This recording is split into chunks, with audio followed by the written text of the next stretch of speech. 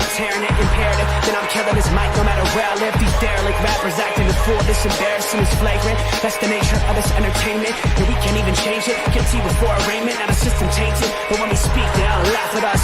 And y'all wonder why I'm lacking trust. Try to fight a giant with attorneys that can back them up. That's church versus science, both sides start acting up. I'm late on my assignment, hopping up a mile high, climbing, obviously never silent. New alignment, I'm defiant, cannot describe it. Used to describe it as a young graffiti artist. Before the beard, I always got carded. Hit every bar, even though my bar's been the hardest. The scars on my face said I ain't always been the smartest, but I'll show you where my heart is. I said I'll show you where my heart is.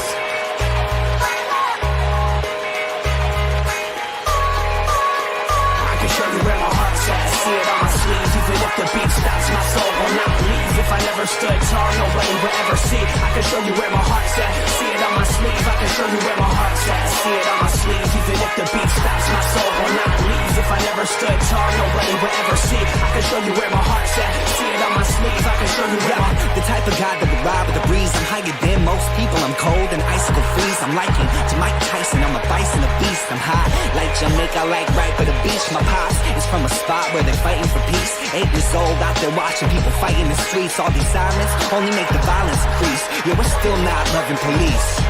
It's that bright young American, nice, dumb, arrogant, tight on a mic, but he might need a therapist. Heart full of kerosene, head full of fairy tales. Said that you're my homie, you don't know me, but I know you very well. Roll back on some West Coast shit. This whole track is wetter than your dress code kiss. About to hit the track, running on some retro fit. I guess so lit, I guess so bitch, now let's go.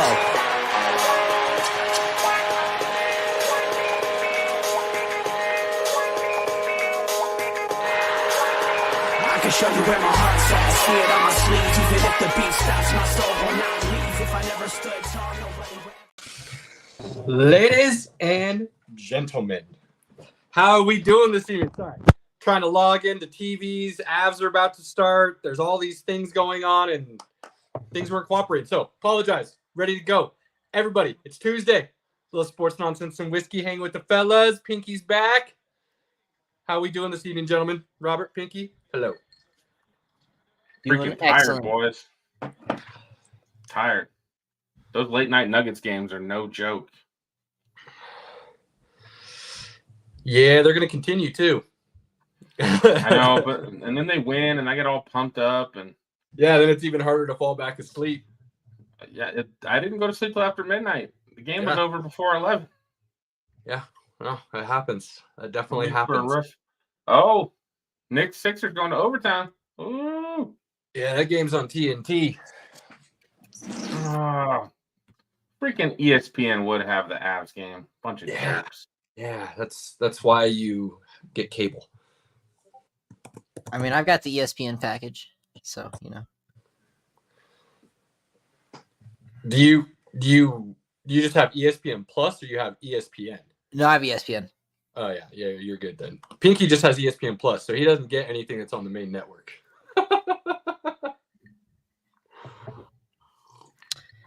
No, Clayton. No, Clayton. We don't go there first, brother. You should know this by now, Clayton.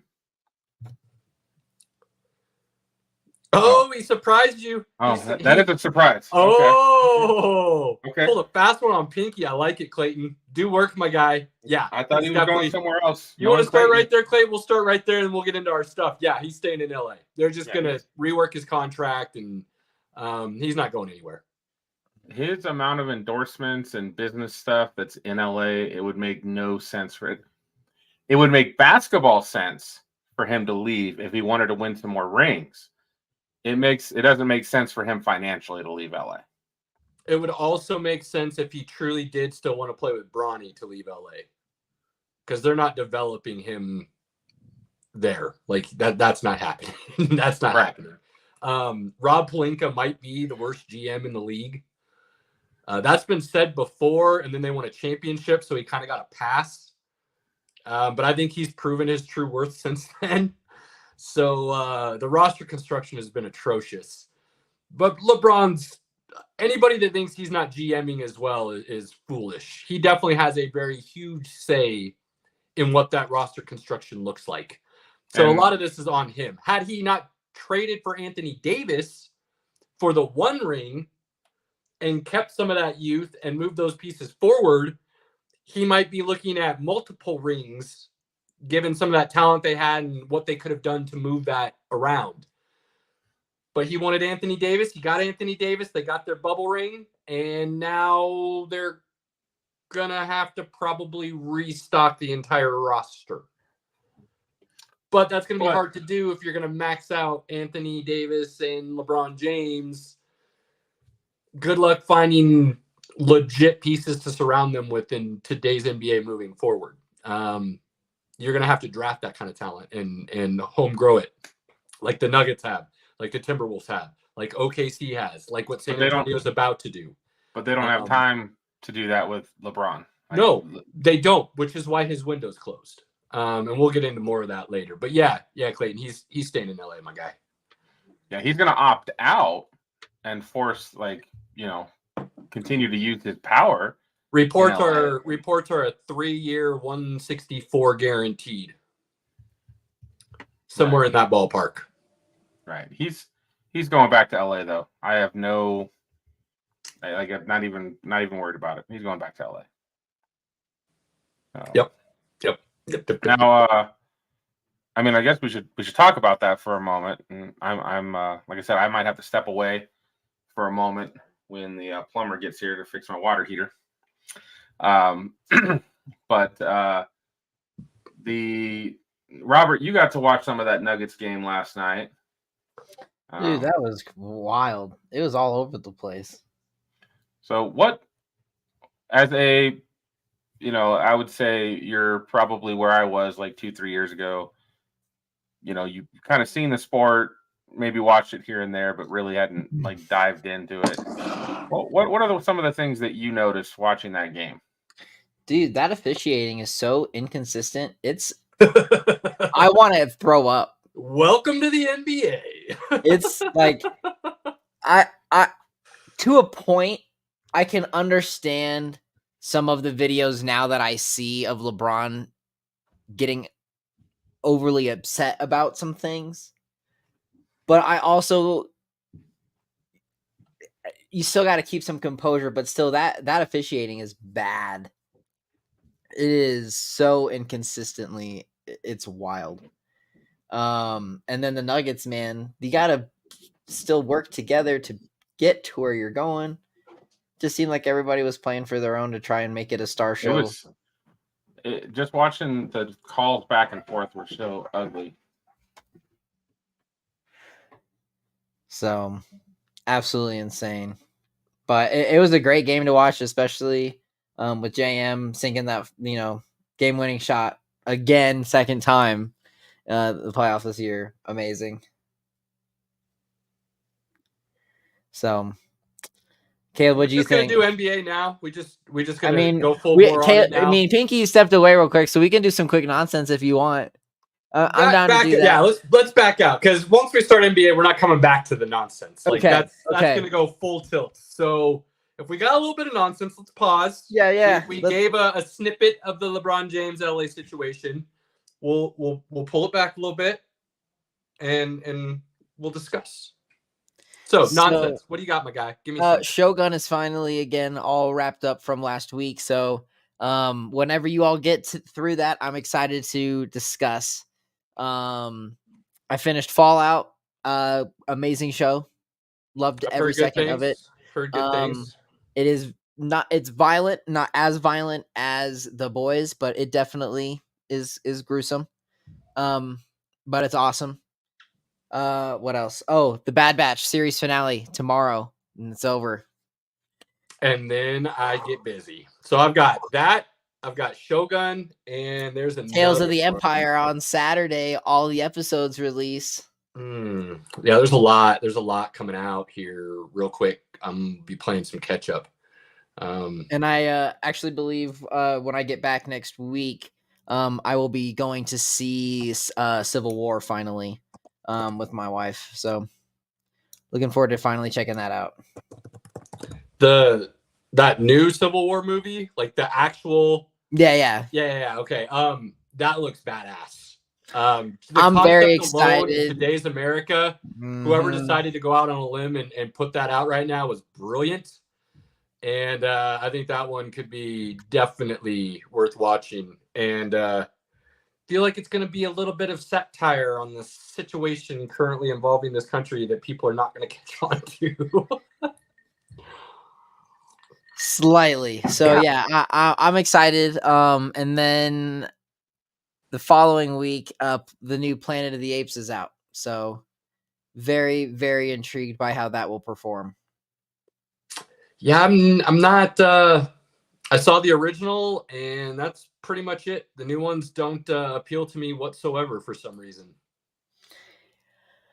I really didn't have much of a draw to the Apes movies just for what they are. I honestly had more of a liking to Andy Serkis, and how he did all of that. The technology that went into it, I found very fascinating. So that's where I really started liking the Apes movies, and after watching them all, I've just come to love them. So I'm really looking forward to see where this fits in and how it's all gonna go into the story. Yeah, I have a hard time following a story that doesn't have a foundation of relevant truth. I think is the best way I can put it. If apes started getting that smart and they started doing things, they would either get wiped out and annihilated because humans are dicks when it kind of comes to that kind of thing on the whole, or we would find a way to coexist. This idea that they would ever be able to completely wipe out and take over humanity just is so far-fetched to me. I can't get behind it. It's the same for the zombie stuff. Like it's never going to go down that way. That shit is never going to just be able to take over. And zombies can barely move, and you're telling me we're not going to just nuke an island to get rid of them? Like, come on. Like, I can't get behind that stuff when it's that unrealistic. Like, you act like, oh, they took over so fast and now the military is overwhelmed. No.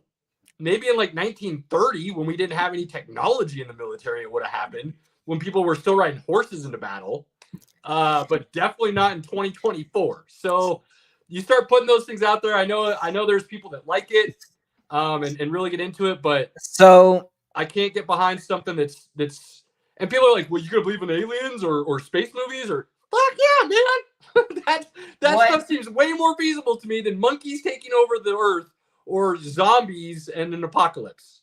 Sorry. So what I will say is, and I guess that's where the Apes movies really get me, is the whole epidemic, if you will, is caused by a mutated cure for Alzheimer's.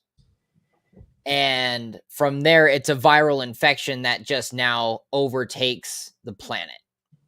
And then, but because they were testing it on chimps and apes and things, it enhances. So I liked how they approached it from that aspect instead of it being something more far-fetched. But I get what you're saying. I can appreciate where you're coming from. I appreciate that, because I have given what you said some consideration, but it's also like, dude, this is not 1930. The flu epidemic. Look, say what you want. I never thought anything should have been shut down for COVID. Things should have gone about your normal life, and we should have just, herd immunity type stuff with what we do with everything else. And did it affect some people really bad? Yeah, I'm not going to deny that. I know people that had to deal with it really terribly. But the idea of shutting down and like people in nursing homes dying and not being able to see their families before they pass away, or, people being in hospitals alone by themselves and missing the birth of their children. Dude, people listening to the government and isolating themselves for a month on end because they're worried they might get, like, I don't do that stuff. Like, yep. You're going to take care of yourself. Your body's going to deal with it. If it is an actual deathly illness, that would be different. COVID wasn't a deathly illness. It was something that could affect certain people and cause death, but the flu could do that too, right? So I feel like there's a giant over-exaggeration to those things in a way. By no means am I trying to say it didn't exist. Look, let's not get crazy. I just felt like the way it was handled was really poor, and life should have never shut down for it. what Robert's talking about in the movie would be something that you would think about isolating for. I just find a hard time to think that it would do things in such a way that like Outbreak way back in the day. That kind of disease made sense to me, right? Just like what you're talking about with the apes. What happened when they found out what that disease was doing to the town? They quarantined the whole damn town. They shut it down. That didn't go anywhere else. That wasn't happening. And then anybody that remotely got close to it or was involved in it, they searched you down and you went into isolation.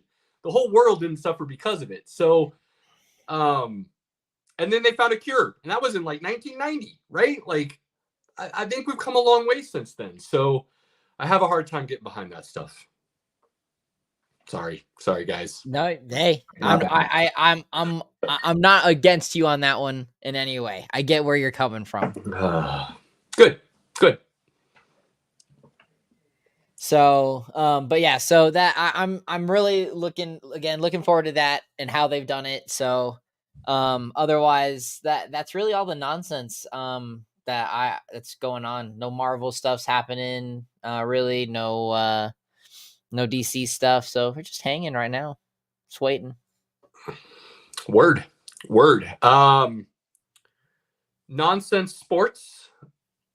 Anybody that's fantasy football and dynasty, you're probably starting to either look at a draft coming up or you might already be drafting. Get behind it, run with it, get those trades in, work the clock, do all the magic you need to put your team in a better situation by the time training camp's open.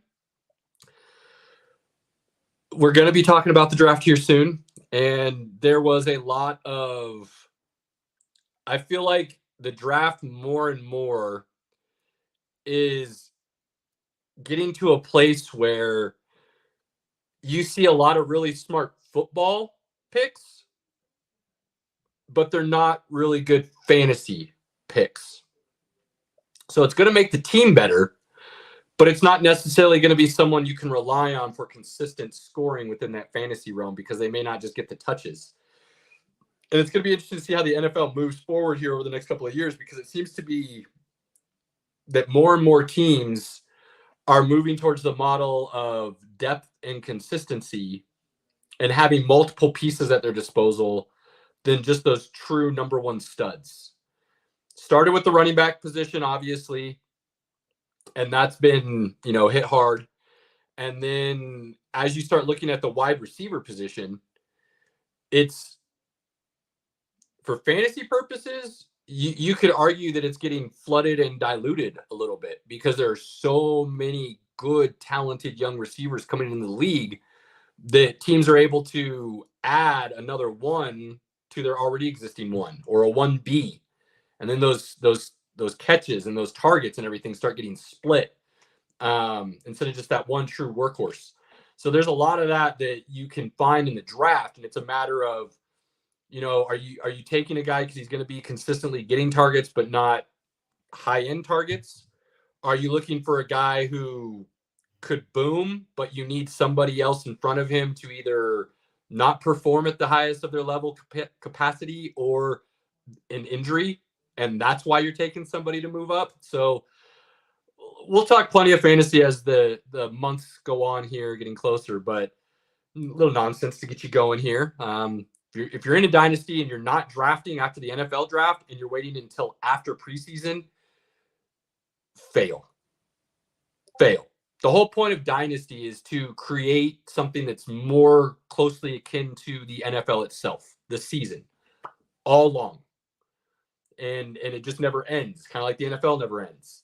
So you should be drafting after the draft, just like the NFL does, in a way where you're taking that risk on and you're not waiting to find out who's won on the depth chart or who's didn't make the team, who's injured, who's not injured. You're taking that same risk that the NFL teams are within your dynasty. And I believe that's how that should be handled. Redrafts should be done after the last preseason game. Dynasties should be done within, I'd say, at max a month of the NFL draft. That's how I feel about it. Robert, you playing any fantasies? The only one that I played in last season was the one that Pinky invited me to. It was the couples league. So that was actually my second time overall playing fantasy, but it was just kind of some pickup things. So I've been gaining more knowledge. So definitely looking forward to the fantasy season this year because I feel like I will be able to be more of a power situation in some leagues. So if I get invited to more, so I'm really looking forward to it. Nice. I like Yeah. it. I feel like Pinky's going to want to talk a lot about his trip, and then he's going to want to go a little bit in depth with the draft. So Should probably save that for the end. So we should briefly touch on the NHL. I'm grabbing that now. That was my thought as well, good sir. So My only comment from what I had seen is, dude, what happened to the guy's hand? Skate to the hand. Holy shit. ooh, I missed that. Yeah, it was at the Avs game. It was one of the Avs games. Gross. Let me find it. I definitely missed that. All right, so here we go. We've got Golden Knight and the Stars are tied 2 apiece. The Avs are up 3-1 with a chance to close the series out tonight. That game's starting 30 seconds from now, it looks like. They're going to drop the puck. Canucks and Predators. Vancouver's up 3-1. They play tonight as well with a chance to close it out. Oilers and Kings. Oilers are up 3-1 with a chance to close it out. They play tomorrow night. So the West is looking like we could have 3 out of the 4 matchups ending tonight and tomorrow. They could also keep going, but there's opportunity there. Cody texted me. He's a little concerned about his picks and that he might have failed us in his predictions. And I assured him that we are not any better. So at least he gave us some insight on things to look for when we're watching these games. Out east, Florida already wrapped it up, beat Lightning 4-1. Maple Leafs and Bruins are tied and heading into overtime right now, actually. And that series is tied 3-1 Bruins. Hang on a second here. I want to say it's 3-1 Boston. Yeah, Boston's up 3-1, heading to overtime against the Toronto Maple Leafs. So Toronto could extend the series here in overtime, or they could just end their season real quick, which would be par for the course when we're talking about Toronto Maple Leafs, unfortunately. That franchise feels like they might be cursed. I don't know who they upset, but the voodoo lady came and made sure they're not doing anything anytime soon. Rangers swept the Caps. Not much of a surprise. Many people thought the Caps barely snuck in, shouldn't have been in there in the first place, weren't going to put up much fight. The bigger surprise is Ovi in the last game of the series not even getting a point. That's wild. So he's 42-ish goals away, I believe, somewhere in that ballpark from Gretzky's record. He'll be back next year, but if he doesn't get it next year, will he come back again? What does the end of his career look like? He still had a pretty solid season. He's not the top line best scorer in the league guy like he used to be, but he's still giving you production on that, third line, if you will. I don't quite know what line he's playing, so I'm not going to sit here and act like I'm an expert in that situation. But he's definitely not that top line scorer guy like he used to be, but he's still productive. And then finally, you got the Hurricanes and the Islanders. Hurricanes are up 5-3 right now. 10 minutes to go in the third. So Carolina's playing really good. Cody liked them to win it all. We'll see how that plays out in the next couple of rounds. But we are on the verge of the NHL starting to show who's moving on for those second round matchups. And there's been some good hockey this first round for sure. Look, if you don't like hockey, but you want to try to give it a chance, now is the best time. Nothing compares to NHL playoffs. The Stanley Cup run is a very unique thing in and of itself. And playoff hockey is just on a different level than regular season hockey. And there is nothing you can compare it to in any other sport. I don't know how to explain it. I don't know really what it is. But when hockey players get into the playoffs, you can feel the intensity rise to a very different level that you just don't see 90 in other seconds. sports. 90 seconds into the Avs game, they're already down 1-0. It's okay, Pinky. It's okay. That's gross. It's okay. It's fine. It's not a problem. 90 seconds. Real quick, Caleb, before we go any further on that topic. Is that me? Or is that your, like, somebody's internet's going out? Well, it's going to be yours then, because Robert and I have been just we're stalling. chilling. You guys suck. I sent the link for the incident. Now that I've seen the video. Yep, Pinky just dropped. I don't know if I want to even watch this. But yeah, one of the Jets players Dylan got his hand lacerated from an Avs player from one of the brawls. Dude, it's surprising that it doesn't happen more often in hockey, to be honest with you. With how sharp those skates are, the fact that you don't see more cuts when guys are falling and stuff is surprising.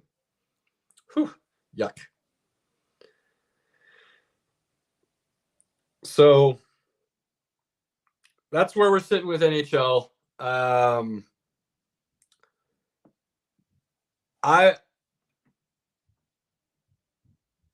don't have any say in who I think is moving on this year. I do hope the Avs can continue playing the way they are, because it's reminiscent of 22 when they just went up and down the ice on everybody, and there was no way anybody was going to keep up with them. I have blasted Georgiev left and right as a weak goalie, and his stats have proved it. However, he is playing better. But I think it's more what the team in front of him is doing than it is necessarily him as a whole. I'll give him credit. He's playing better, but I think those lines in front of him have stepped up a lot more to make sure that he doesn't have to do as much for them, because they know he can't. So we'll see how the Avs can go moving forward. New skin. Remember when you were worried 30 seconds ago? Well, I'm still worried. I'm going to be worried every game because of Georgie. Yeah, well, that happens. So that's going to be the end of our NHL talk for now. But once the second round gets more settled, we'll discuss those matchups again a little bit more and go from there. Pinky, are you ready to move into some NBA? Are you good? Are we? Oh, we can't even. You might want to tell the rest of your family it's time to get off the internet. Just thought. Bam. Your modem doesn't seem like it can handle everyone. Pinky can't hang tonight. Pinky's talking, you don't even hear him. And he's not even on mute.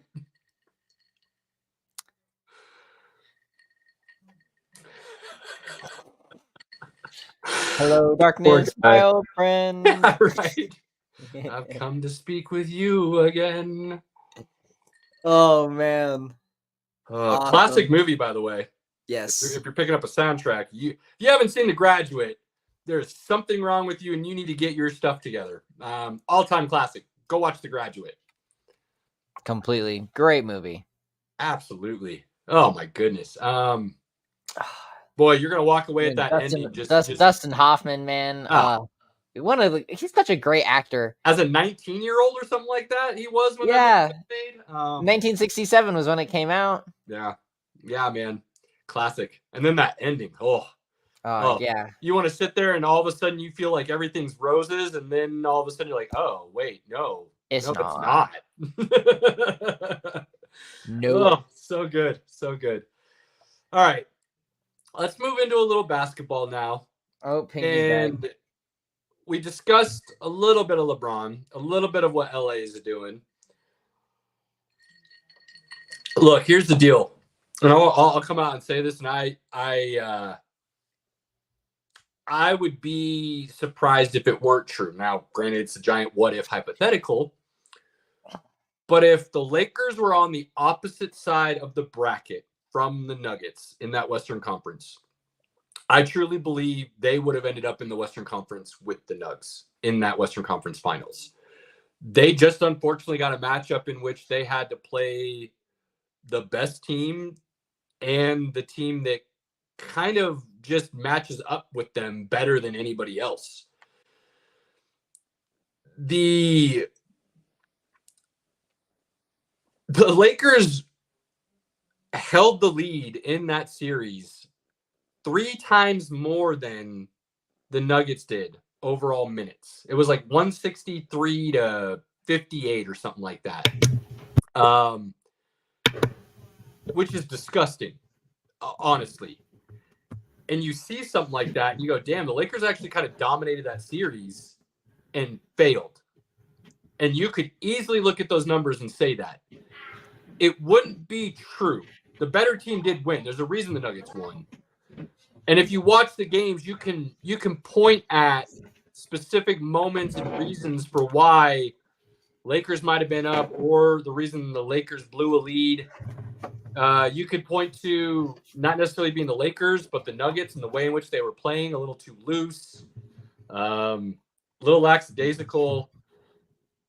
So it could go both ways, and you could argue both sides of that coin, and I wouldn't have much of an issue with it. But if you're sitting here today saying that the better team didn't win, then you need to go check yourself, because plain and simply, the better team did win. Here's the kicker. The Nuggets are also the more inexperienced team. And that's going to sound a little wild because they're the defending champs. But their core, their starting 5, has some experience. And once you get into the playoffs, you only really need to run a 7, maybe 8-man rotation. The problem is the Nuggets bench is young and inexperienced. Yes, Brown came back, but he didn't get a ton of minutes last championship run. He got some minutes in big-time moments, but not consistent minutes to build his skills. You got Peyton Watson playing. Reggie Jackson's new to this team. Don't even get me started on why he's getting minutes.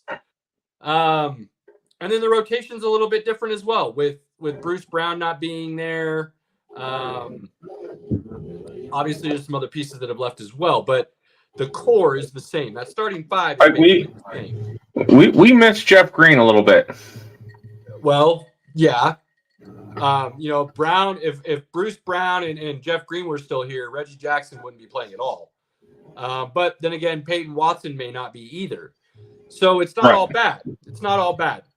But it's something Nuggets fans need to keep in mind. They are a little bit inexperienced going forward, but it's building. And it's not much different than what happened last year on their run. Their bench was a little shaky. It was building all through last year. It gelled at the end of the season, came together, and went on an epic run with the team. It's similar this year, but you still see some of the inexperience. And then just guys, shot selection has been bad for the Nuggets. It's been bad. And Jokic is going to need to clean up his turnovers too. Last couple of games have been bad with his ball security.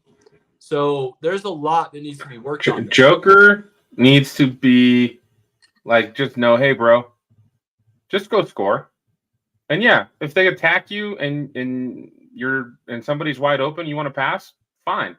But he kept looking for that pass all last night, and I was so angry. We'll get there. We'll get there. Such a bad game from him last night. A Joker game. I mean, the turnovers were bad. I mean, I think he ended up with 7 or 8. So that's bad, but he still ended with 27 points, 19 rebounds, and 9 assists. Yeah. Again, from a Joker game, if you say Joker put up those numbers, and if you were watching, you went away going, wow, that's one of the worst games I've seen him play. The turnovers it just tells you like he can play much better. The turnovers were bad. So Nuggets advance. Lakers, their window's over. And a lot of that's due to the new cap rules that are going to be coming into play here. I don't see how they overhaul that roster in any manner that will allow them to then be competitive for a championship run again. There's just too many issues with the cap. And then you got guys like D'Angelo Russell, who's probably going to opt out of his contract. And if he does that, the Lakers don't have money to then replace him with anywhere close to the same caliber player. They can keep him. They can sign him to extensions. But if he moves, they don't have the money then within NBA rules and the salary cap to then go out and pay somebody else to replace him. There's people talking like they're going to go out and trade for Young and get Ice Trey out in LA. But how? Gross. Like, you'd have to give up all your firsts to do so, and then the amount of luxury tax you're paying, and you would have to absorb. Like, they don't even like paying coaches now. You wouldn't be able to pay a coach, period, at that point. So you better just hope LeBron's finally willing to just do the job. Because if he's not, then I don't know what the Lakers are doing. The way their roster construction and contracts have been handled by Rob Pelinka in that front office has been really bad. Really bad.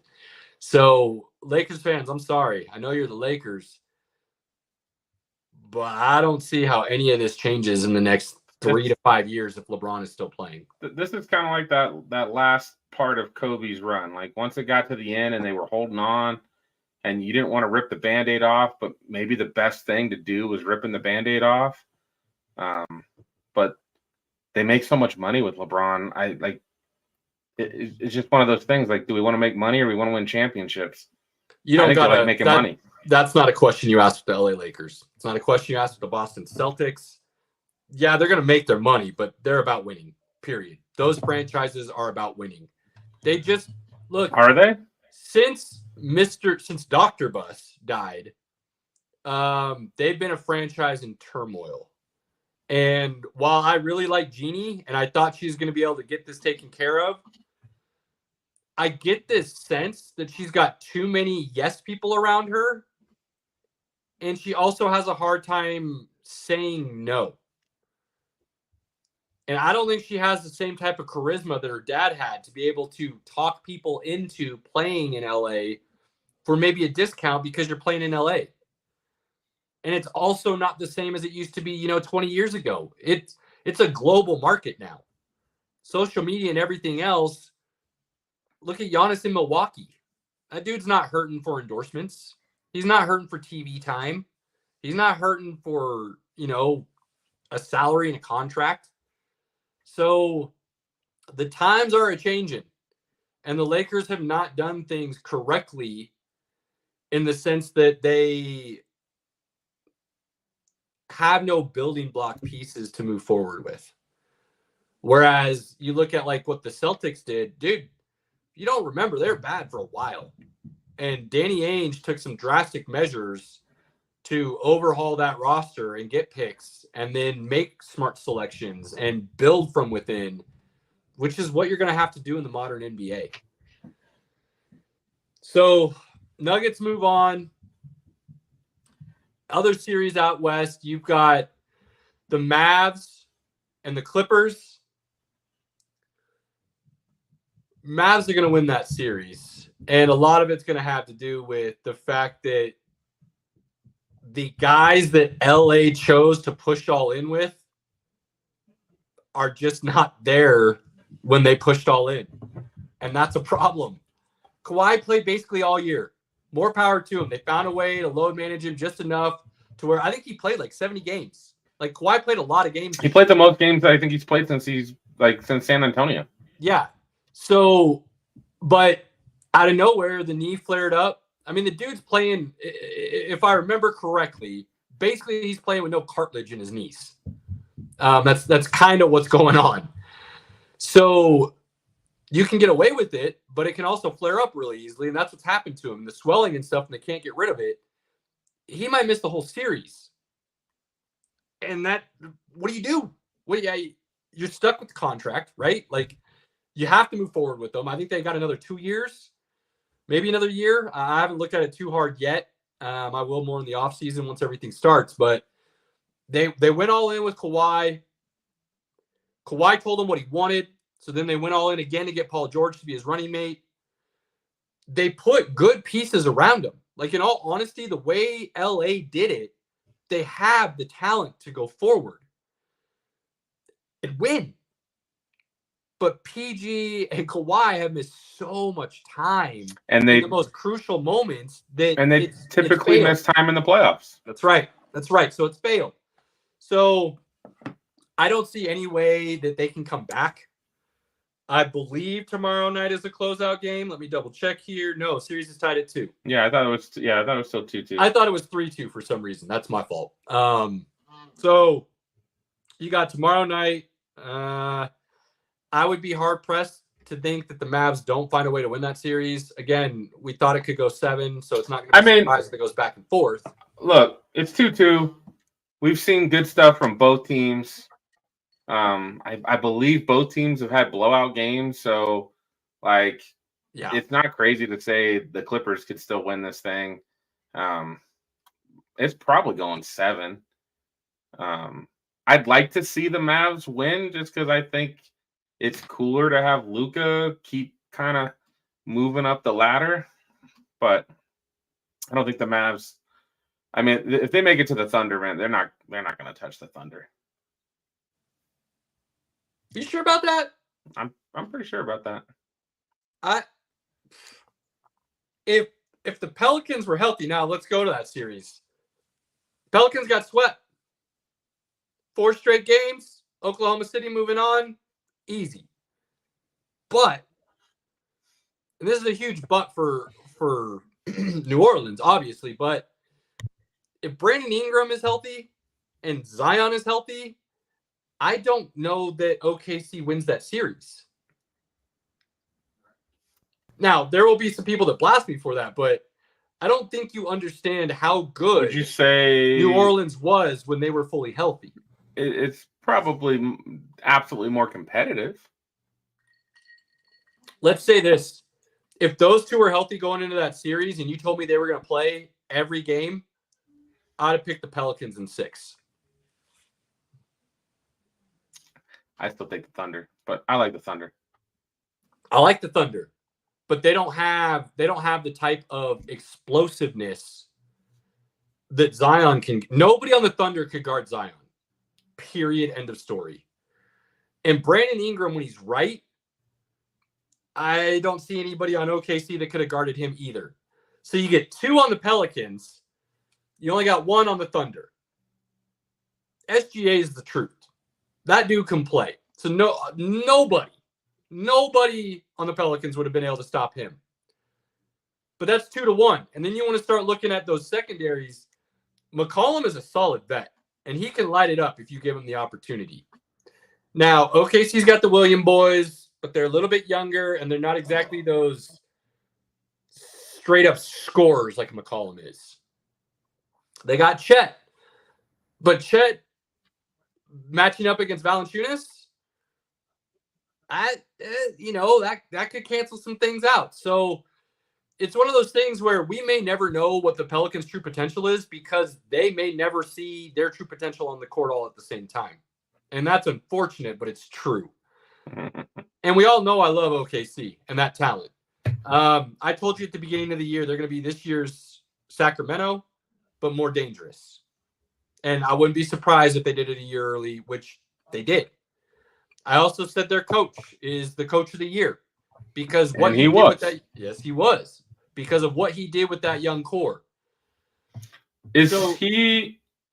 No, never mind. It's the Timberwolves coach that's got the shoulder issue. The torn patellar tendon or something in his knee, isn't it? Yeah. Out of bounds came and knocked him out. So, look, OKC swept them. Wasn't really close. And they're moving on, and they're a year ahead of schedule. So OKC is going to be dangerous moving forward. But who are they getting in the second round? Mavs or Clippers. And neither is a great matchup either way.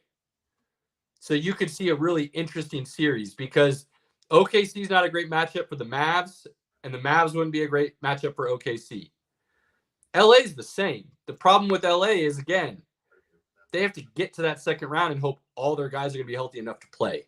And it's one of those things where it's like, you got to do it before we're going to believe you because they haven't done it. And every time they say they're going to do it, Mhm. somebody gets hurt and they don't get a chance to do it. So I still think the Mavs win that series. I still think they play OKC. And then we'll discuss. Once we know the matchup, we'll discuss on how we see the series. I would be excited because, again, I like watching Luka. When he is on, like, it just, like, you can't stop the guy.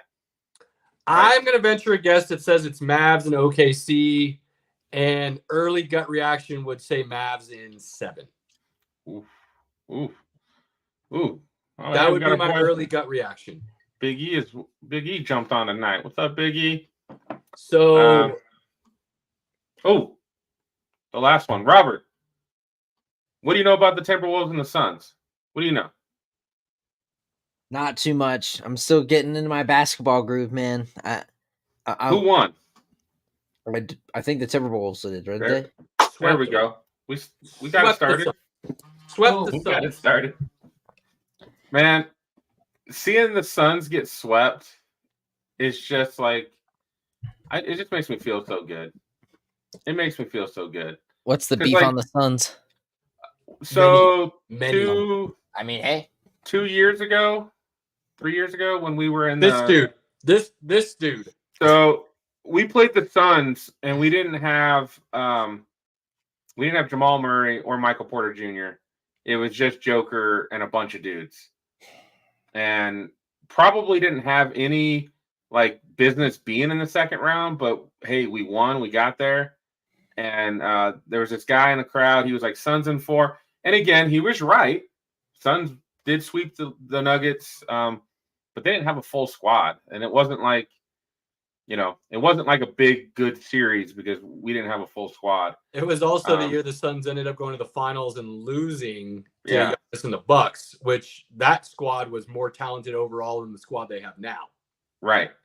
After all the changes they've made in the last 3 years. And to last year get beat by the Nuggets. This year, we're going to go trade for Bradley Beal. We're going to go all in. And all they did was trade away like all their picks. Like, they don't have picks till like 2031. Yeah, like, it's something ridiculous. It's disgusting.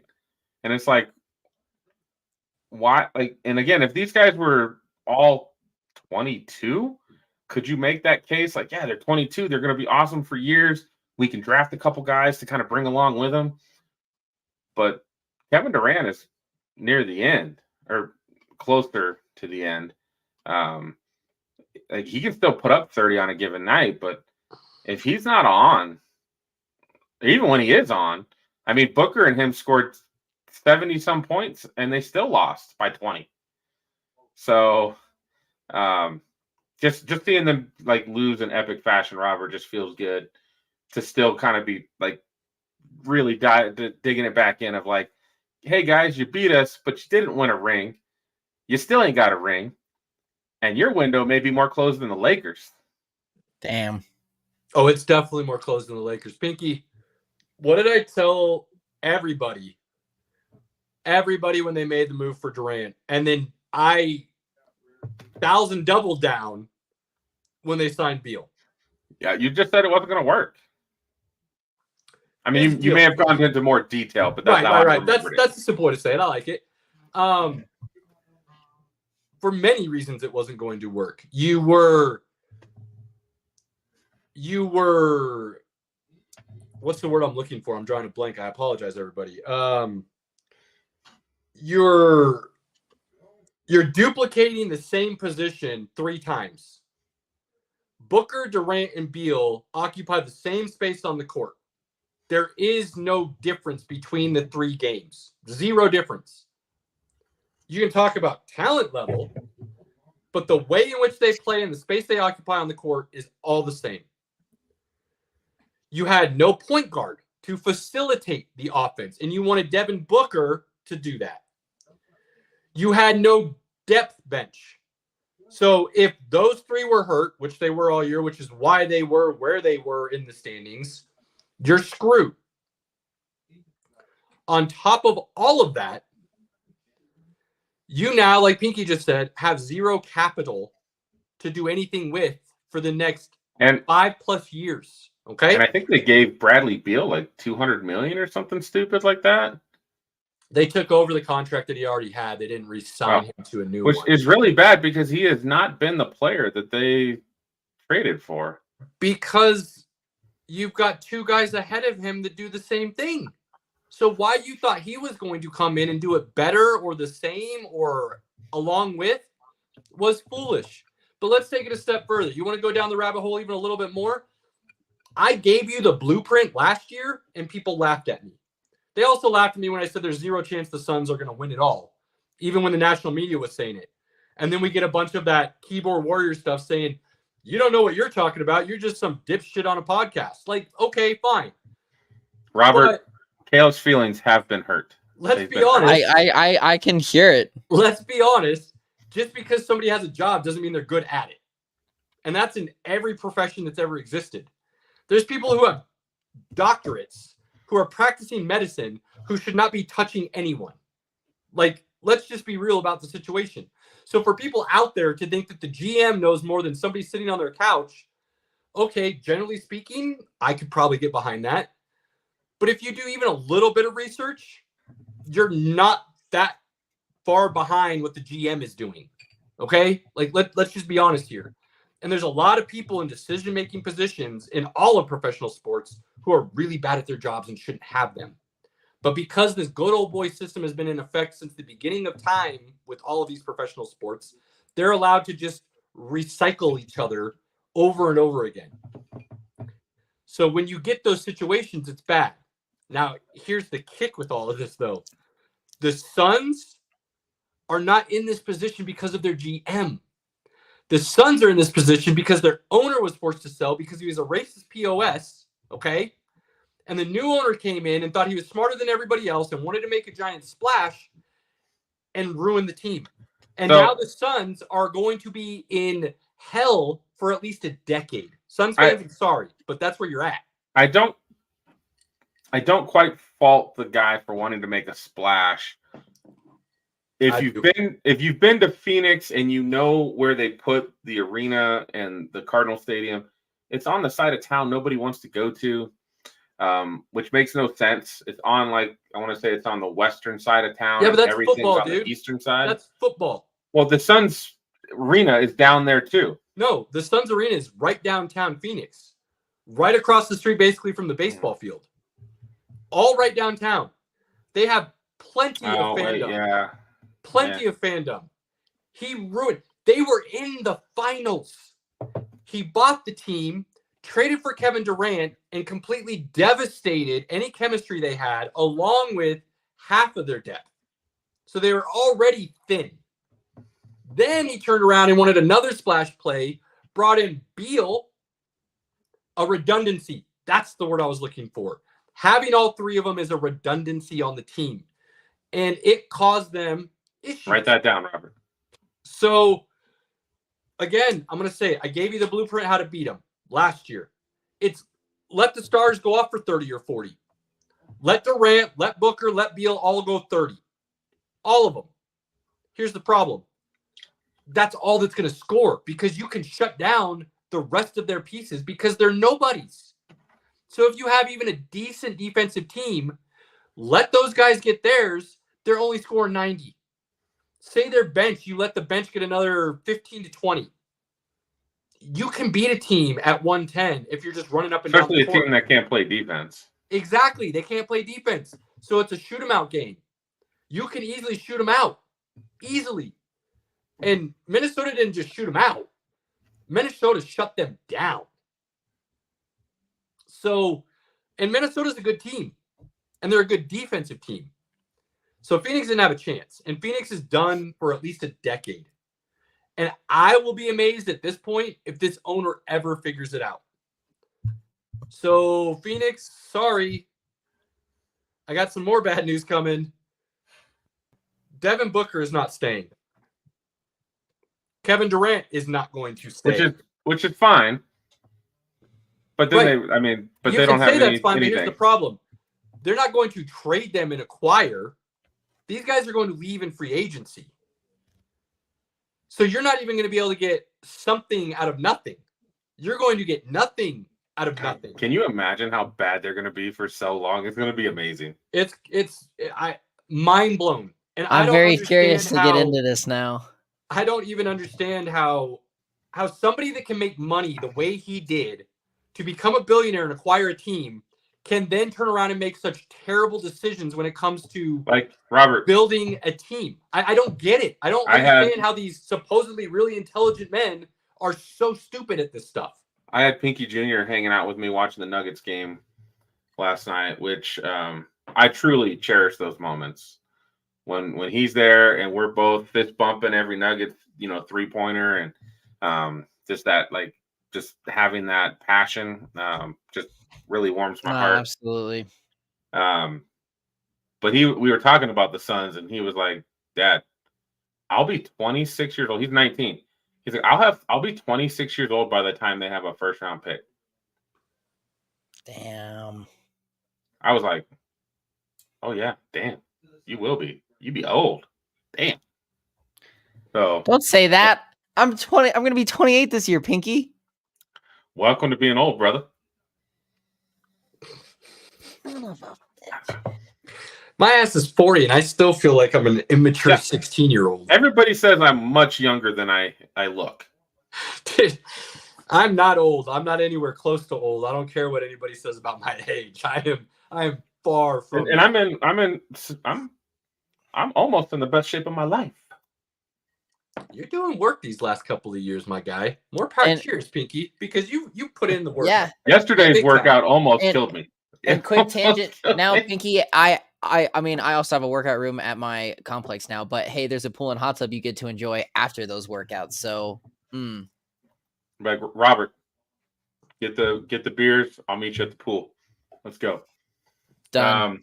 So to finish out the West, we will get the Nugs and the Timberwolves, which the Nuggets last year said the Timberwolves gave them their hardest series of the entire playoffs, and it just happened to be round one. 6-game series. Phoenix was 6-2, but the Nuggets. No. Timberwolves was. It was a 5? 4. I thought it was 6. No, they didn't sweep them last year. They didn't sweep them. No. If they didn't sweep them, they lost 1. It was a gentleman's sweep then. I know Minnesota got 1 at home. I couldn't remember if it was 2.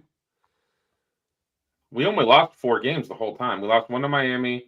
Okay, then it was just 1 to Minnesota. It was just 1 to Minnesota because it was 2 to Phoenix. And even that didn't feel like a big deal. Because we lost the 2 in Phoenix. That's right. So, okay, it was just the 1 to Minnesota. But Denver still felt that was the toughest series they had. And I agree based on what I saw. So, Pinky, I told you for all our Nuggets fans, I will give you the breakdown on what the Nuggets need to do to advance through this series. That's next week. You want to do that next week? The series is already going to start by then. We're already an hour in, and we haven't even gotten to football yet, bro. Yeah, well, that's fine. We'll get to football. This is the NBA playoffs, my guy. This isn't like regular season I'm taking time on. So we still got to do the East, too. I'll burn through the East for you. But I got to give this. Because the games are starting before we get on next week. So I need to make sure I've got it on film. And I'm not going to be able to watch any of them. What? I'm going to a wedding, Pinky. You have a cell phone, don't you? They're on at 8 o'clock. They're on at 7. Oh, they're on at 7 o'clock at night your time. No, it doesn't matter. Do you have a cell phone? And I'm the best man that's organizing all of it. So that's awesome. Do you or do you not? Oh, wait. Hold on. Is this like a friend who could give a shit less about sports friend? Yeah, absolutely. He's getting married on May the 4th, Caleb. That's a problem. So hold on. That's just game 1, though. That's fine. That's a problem. He's getting married on May the 4th. At my wedding was just a random Nebraska game. And everybody at the wedding was gathered around cell phones to watch the end of the game during the reception. No, if anybody's going to be gathered around watching Tales of the Empire, that's what's happening. That's awful. That's not acceptable. I got friends from all walks, man. I mean, you see my office. But see, here's the kicker, Robert. You know I've got my nerd, and I'm all about that stuff. There's a difference, though. You can watch that shit at any point in time. It's not a live event. True. Sports are live, and anybody that says just record the game and watch it later does not understand. When do you get back, Robert? I get back late Sunday night. Okay, Monday night we're good. Monday night's game too. We'll get together. We'll watch it. Cool. All right. Pinky, are you ready? I'm gonna be with the wife after being gone, so I'm gonna be with her. Wait, your wife's not going to the wedding? No. Long story. I'm gonna leave that one alone. Long story. Moving along. I'm gonna leave that one alone. Moving on. Here's the breakdown, Pinky. Minnesota is a great defensive team, and they have a weapon. Ant is insanely good, and he is fun to watch. So there are some matchups that need to be handled correctly. And I'll be surprised if what I'm about to tell you is not exactly what we see. I think these are obvious scenarios for anybody that has a solid understanding of the basketball thought process, if you will. So here's what you need to do. Ant Edwards. There needs to be two guys that are guarding him throughout the series, and they should be switching off continuously to be throwing different looks at him. Whether you want to do that each quarter or off and on makes and misses, however you want to handle that, there's a lot of ways to do it. But there should be two guys run at him all series, and that should be KCP and Aaron Gordon. Those two dudes are different. Aaron Gordon's big and can body him, but he can also play the perimeter defense. KCP's quicker and smaller, but he's able to force Ant in different areas of the court because he can keep up with him a little better. Aaron Gordon's going to be able to body him and wear him down. The reason you're sending both at him is that exact thing. You're going to push him into areas of the court that he doesn't necessarily want to be in all the time by throwing two different types of style defenders at him, who are both elite level defenders. Let's keep that in mind. Elite level defenders that you're sending at him. Jokic gets to rest the entire series because you're putting him on Gobert and you're not going to be worried about it at all. Gobert will never be an offensive threat, and Jokic will burn him down on the offensive end. I am tired of hearing people talk about Rudy Gobert like he's some kind of savior. I am tired of people talking about Rudy Gobert like just because he has some Defensive Player of the Year awards, he's an actual good basketball player. He didn't deserve any of the awards he got, all right? I'm going to say it now. I don't care. Including the one he's about to win? He did not deserve any of the Defensive Player awards he earned. Standing in the middle of the lane and blocking some shots is not a defensive player. It's a really tall dude who can get in the way. There is a difference. Now, I will give Rudy Gobert credit. I have seen some improvement this year. Not enough to say I would have given up anything close for what they did to get him. Not anywhere close to say I would like to have him on my team. I don't think he's that good. I think he's highly overrated, and I think he's average to maybe slightly above average as a defender. He can't guard on the perimeter. He cannot shuffle his feet. Jokic can take him out with the Murray pick and roll, and Gobert will be put on an island all series, and his defense will be nil. He is not a factor in this series, Nuggets fans, so don't worry about it. Timberwolves fans, I know you're going to tell me I'm wrong. You're wrong. Sorry. Gobert is not going to be able to do anything to Jokic. Period. End of story. Cat. Guess who you put on Cat? MPJ, who has drastically improved his defense this year and has become a solid rebounder. Karl Anthony Towns can't play defense, all right? So you've got now two liabilities if you're the Minnesota Timberwolves. Gobert and Cat on the defensive end playing against MPJ, Aaron Gordon, and Jokic. You're already liable. It pretty much that's pretty much what we saw play out in the playoffs last year. Now, here's the wild card for Minnesota. It's Daniels and Naz Reid, both of which are solid defenders. Daniels even more so. Daniels sits at 6'8", 6'9", I think, and Naz Reid is like 6'11". So the one thing Minnesota can do is throw some size at Denver. The problem is if they throw that size at Denver, they're then going to have to sacrifice a little bit on that offensive end. The last piece you have is Conley. So what do you do with Conley? Well, Murray guards him. Conley's not the greatest defender. He's going to have to guard Murray. Murray's an average to above average defender. he can stay with Conley enough to make life hard for him. So now it really comes down to Jokic against Gobert on the offensive end for Denver, and then KCP and Gordon against Ant on the offensive end for Minnesota. What matchup do you like more? If you've been watching these playoffs, do you like the pick and roll with Murray and Jokic against Conley and Gobert? Or do you like what Ant can provide on ISO plays and the possibility of him moving that ball to somebody like Cat or Conley or Reed?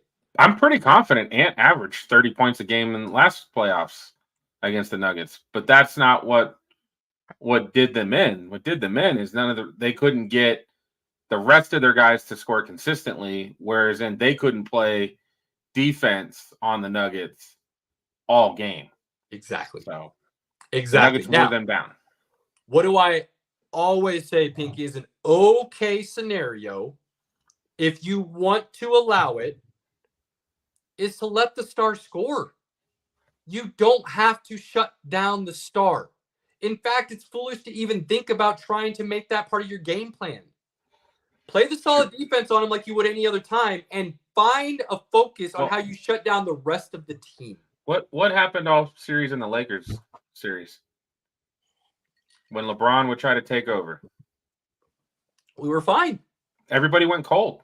That's right. The rest of the team didn't get involved. They didn't hustle to the ball. They waited for LeBron to make plays. And when he did make plays, but then when it was time for them to step up, they were cold. They weren't in the game. Yep, exactly. Absolutely. Absolutely. And that's what you're going to see with Minnesota. I think we see a 6-game series. I would like to see the Nuggets just run it through and sweep them, or give us the gentleman's sweep in 5. Minnesota's a good team, though. They're a damn good team. They'd have to play. They'd have to ratchet up a level from what they played in the Lakers series. They'd have to really turn it up to sweep them. Yes. Now Nuggets got to take better care of the ball, and they can't come out flat to start every game. They can't do that because Minnesota will play defense. And that creates issues if you're trying to make a comeback every single game. You can't do that.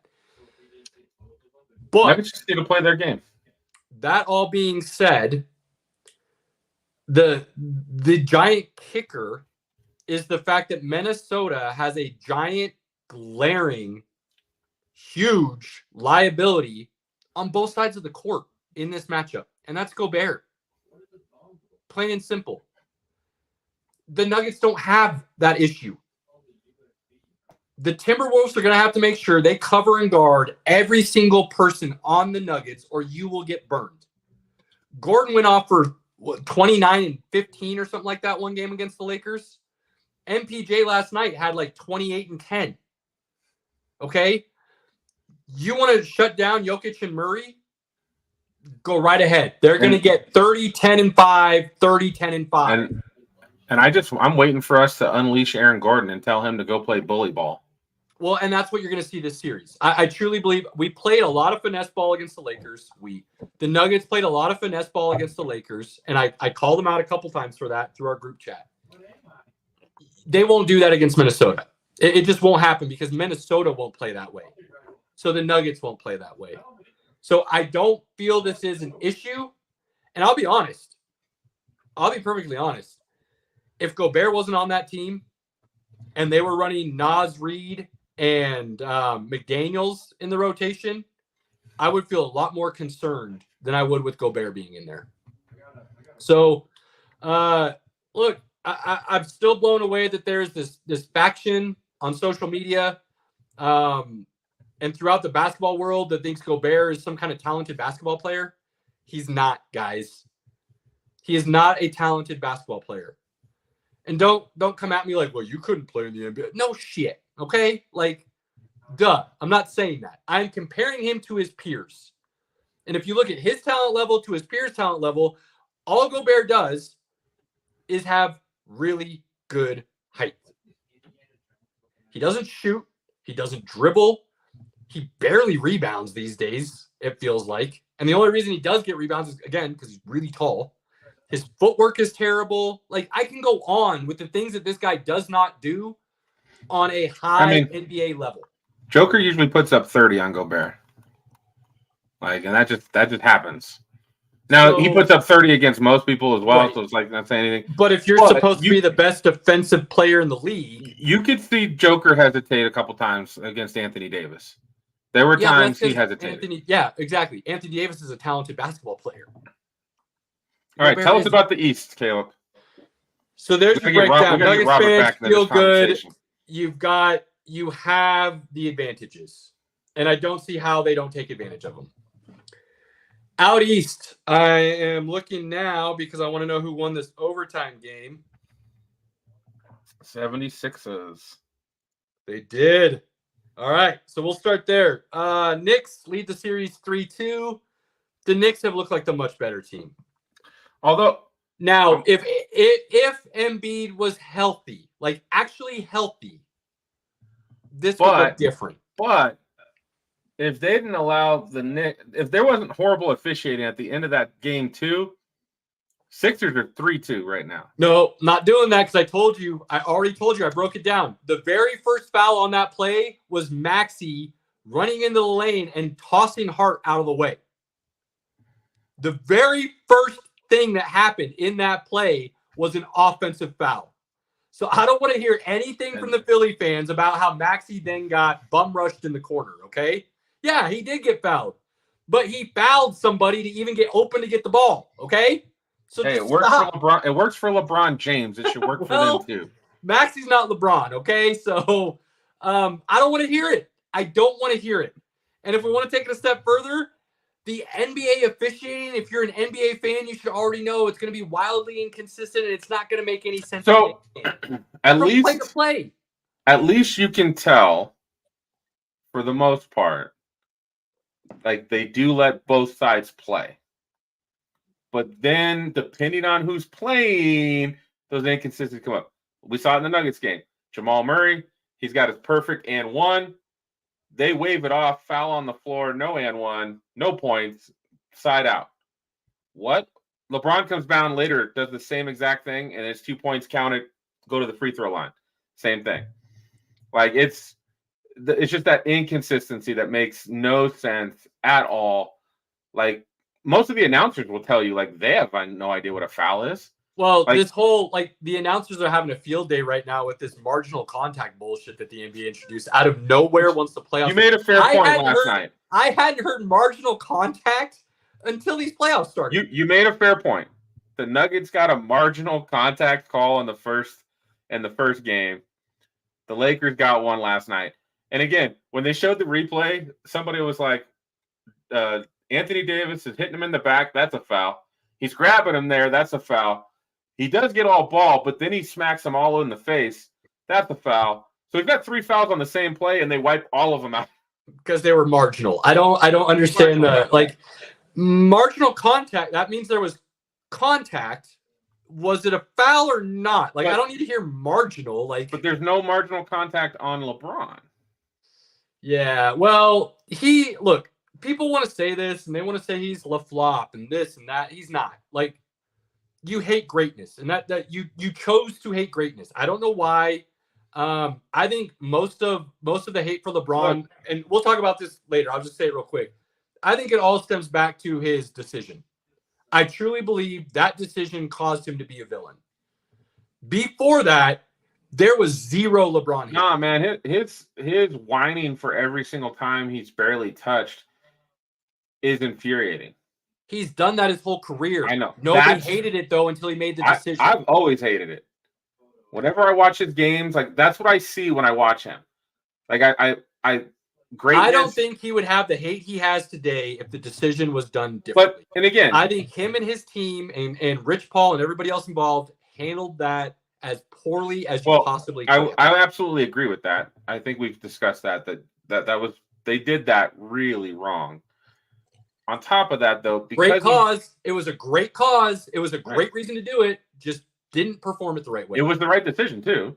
But for those 21 years, watching him whine, complain, do all these things, get the calls nobody else is getting, it's just pretty infuriating. So that's it. All right, Knicks Sixers. They're going to be going to Game 6 back to Philly. Look, I said if Embiid gives you at least 28 minutes a night, I feel like Philly will win. I went back on that last week because it doesn't matter how long he's on the court. He's playing on one leg. And the fact that the Sixers are willing to risk how much? 48 minutes. That I don't. This. He got a triple-double. I know, his first ever career playoff triple-double. I don't know how this can't be considered negligence on the franchise. I don't understand how you're risking a first-round playoff series. Even if they made it to the finals, do they truly believe with the health of that team that they could beat whoever comes out of the West? Like, being realistic here, let's say you win. Let's say somehow magically Philly gets all the way to the finals and wins. What is that doing to his long-term longevity? Is risking that right now, all those what ifs of potential, risking it right now on him playing on one leg, worth it? Have you watched Philly over the last 20 years? I think they'd take that. I think they would take a championship over Embiid's long-term health right now. Oh, man. That's the process. The not getting anything from Embiid and having Harden and all that, like they haven't gotten anything from these guys. I think they would trade in. You get a championship, but Embiid never plays again. I think they would take that deal. Yeah, I mean, I would. You know how I feel about getting the championship all in and rebuilding, but you'd be like, Embiid's never healthy anyway. Let's do that. Yeah, right. Like, but you are risking his career for this first round playoff series, and that blows my mind. That's desperation, though, man. Oh, whatever word is above desperation is where they're at now, Pinky. Like it's ridiculous. So I don't see how they win this series now. I just don't. I mean, they're going home for Game 6. It looks like from the comments the Knicks threw the game away. So. Yeah, but what happened? What happened when the game was in Philly last time? It was a home game for New York, and Embiid was sick to his stomach, and people couldn't believe that New York took over Philadelphia. Philadelphia is an American sports town, okay? If you don't know that, they are hardcore. And for the Knicks to come in, the Knicks aren't some kind of great traveling team. This isn't the Pittsburgh Steelers and the terrible towels, all right? This isn't the LA Lakers and their bandwagon going everywhere. This is the New York Knicks who have been really bad for a really long time. Now, they do work in the Garden, okay? More power to New York fans because they will still show up in the Garden and pack it out and make the mecca of basketball a hard place to play in. But don't travel. New York Knicks fans aren't known for traveling. So for them to take that, whatever it is, that 2 or 3 hour train ride going down to Philly and taking over that arena, dude, that's a problem. So I think Knicks win this series. Knicks in 7. That probably feels about right. So wrong, my bad. Thought Joel was going to be healthier. I didn't realize he was one leg and they were still going to roll him out there. That's my fault. I didn't think that was even an option. The next series, Milwaukee and Indiana. Pinky, what did I tell you would happen if Giannis missed the first 2 games? They'd probably lose. Yeah, they'd probably missed the whole series. Yeah, he hasn't played in a single game. And now you're going to have Dame out. Middleton is not healthy. They're still up 5 at halftime. Bobby Portis is going to be out. No, he's playing. Portis did play? Yep. Portis is playing. Okay. All right. Portis, Middleton, Beverly, and they're up 5 at halftime. Not worried. I don't see how Milwaukee wins this series. And I don't see Giannis staying there his whole career.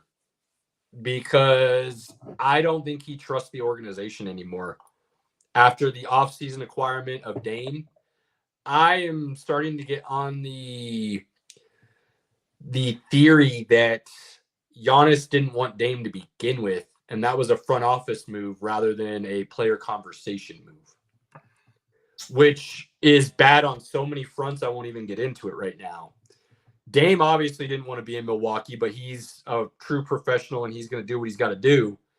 But everything he was dealing with in his personal life this year caused his on-court play to not be as good as it has been in the past. And he's in a new city, and he's on a new team with a new coach and a new system and everything else that goes into that transition. It was a bad move to begin with. Dame is not what they needed. Getting rid of Drew Holiday was not what they needed to do to improve their status within the East and a possible going back to the championship. If they find a way to pull out this series, though, I will say this, and I say this with my whole chest. If they win this series, based on what's happening in the next series we're about to talk about to finish out the East, Milwaukee could be in the finals. There's no way. There's no way. Yep. If Dame with Doc Rivers, that's not happening. If Dame and Giannis come back and play, they can easily win the East. Because what's going on in the Boston series all of a sudden? Did you hear the news today? Porzingis is out for a couple games. Out. And with Porzingis, once an injury shows up, it usually leads to lingering. It said multiple games. Yeah. Whatever that means. At least 2. Now, they'll beat Miami without Porzingis, okay? But let's look at this. Who would they play in the second round? Milwaukee. And if Milwaukee's healthy, if resting Giannis No. The Celtics would play the winner of the Magic Cavaliers series. They play the 4-5. Oh, that's right. Milwaukee finished 3. Yeah, Milwaukee finished 3. That's my fault. So that would be an Eastern Conference Finals. Right. Boston will beat whoever Milwaukee. I forgot about. So there's 2 more series to talk about. I apologize. Cleveland, Orlando. I told you Cleveland. I still think wins that, but Orlando's giving them some work. Cleveland's up 3-2. Yeah, we'll take care of that real quick. Cleveland's got a nice young team, but they just don't have all the pieces they need to compete. So they'll lose. Some of the guys aren't healthy, but yeah. Boston can still get there, so they're in the Eastern Conference Finals. You look at New York and Milwaukee, because that's who would be the 2-3. I don't know why I thought Milwaukee was 4. That was stupid. I apologize. I'm all over the place right now. New York, Milwaukee. Milwaukee wins that series if Milwaukee is healthy. If Giannis and Dame are both playing, Milwaukee beats New York. I fully believe that. New York just doesn't have the firepower or the defensive capacity to keep up with a healthy Milwaukee squad, regardless of Doc Rivers being the coach. The interesting thing would then be all the way to the Eastern Conference Finals. If Milwaukee's fully healthy and Boston still doesn't have Porzingis, shit hits the fan for Boston, in my opinion. That's the East. I could keep going. I've already gone too long. I apologize, Pete. Way too long. It's not too long, but for you, it's too long. So Robert hasn't talked in 20 minutes. Draft. Robert's over there looking at anime porn. I mean,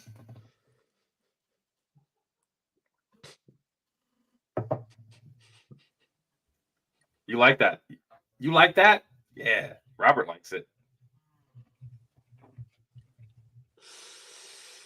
Give him a little anime porn. Give him a little hentai. Moving along. So, look at the East. There's a lot of what ifs in the East. Are guys healthy? Are they not healthy? That depends on matchups. That decides who's going to go on and move forward. I do believe, all things considered right now, if Giannis and Dame come back healthy and can play and Porzingis miss time, I now see Milwaukee coming out of the East. Because Porzingis is a huge, huge loss for Boston. Yeah.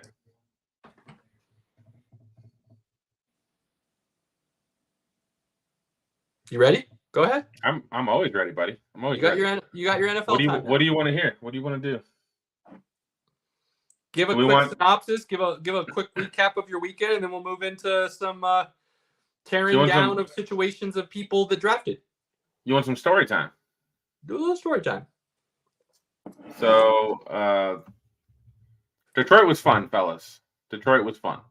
Again, anytime you get to go out of town for the weekend with Andy, my brother, and my son, it's a good time.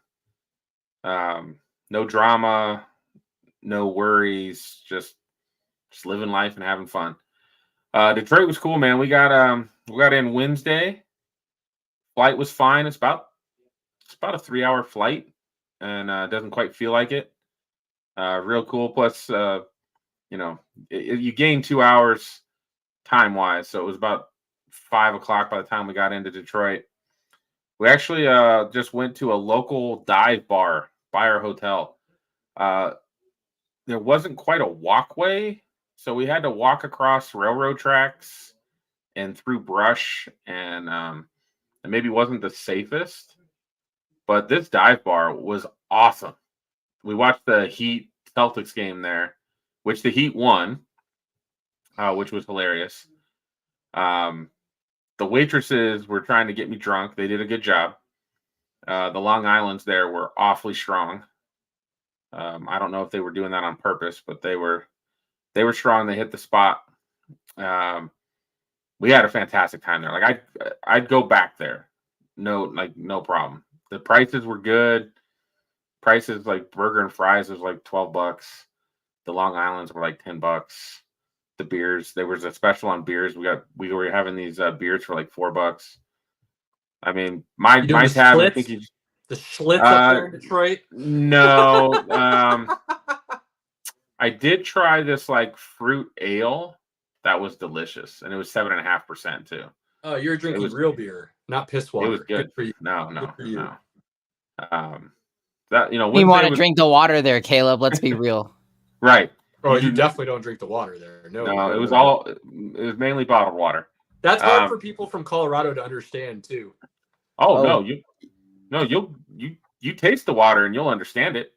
No, I'm just saying, like, I get people coming to visit to Colorado and they ask like for a bottle of water. So I'm like, no. The tap water is actually really good here. That's what we survive on. You're okay. Yeah, like you'll be fine. In fact, you'll think this is the best water you've ever had, and it is. So Thursday, we went out to the actual draft, and it was in downtown Detroit. The setup was not it was not optimal. Let's just say that. So Andy wanted to buy a hat. He wanted to get a Detroit Lions hat, kind of like the one I have on right now.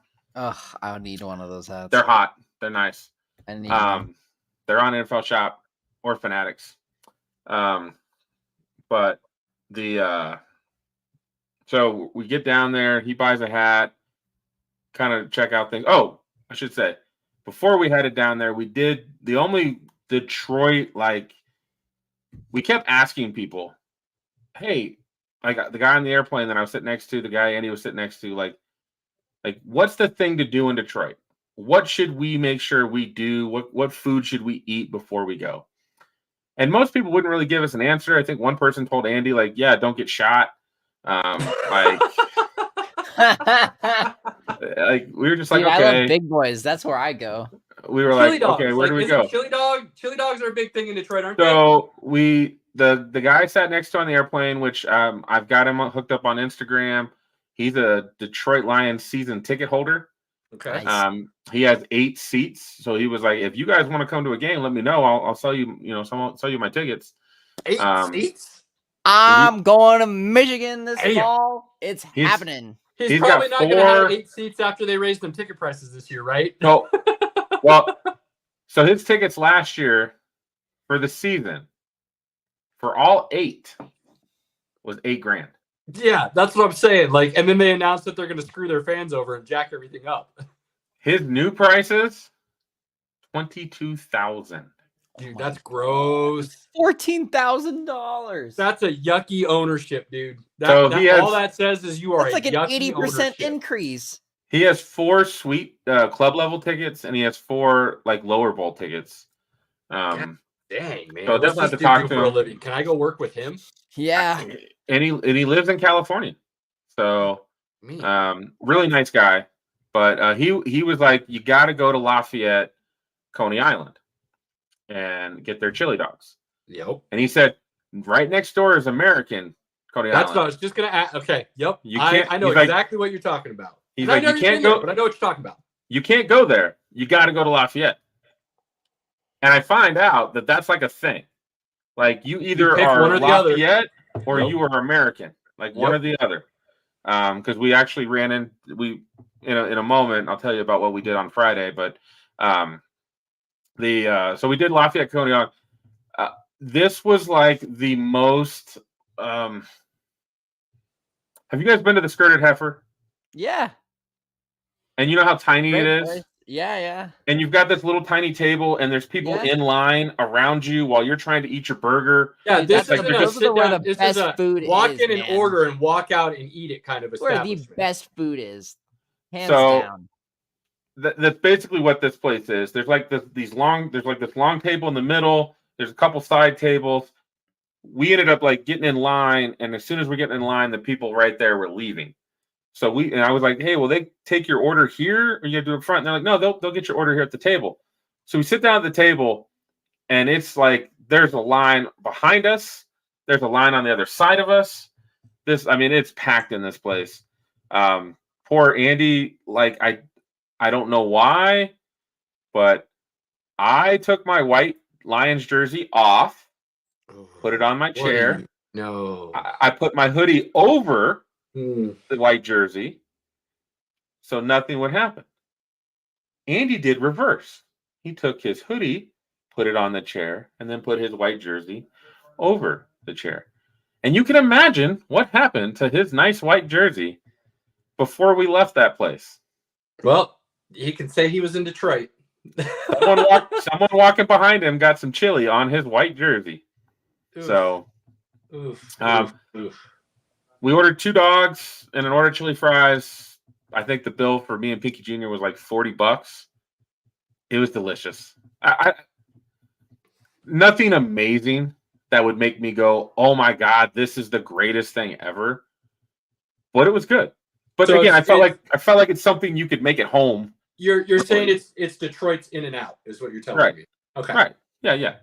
For sure. But see, I'm disappointed in you because you didn't just get one dog there and then just walk exactly next door and go grab another dog. That's what I'd have been doing. I'd have been double fisting to compare and contrast to find out why people are deciding one over the other. I relied on the Detroit guy who told me you don't want American, you want Lafayette. Unfortunately, you didn't know that there was a thing. I wish I had. I should have told you before you left. I didn't know if that was something you guys would have time to do, so I didn't think about it. You got a good chili dog.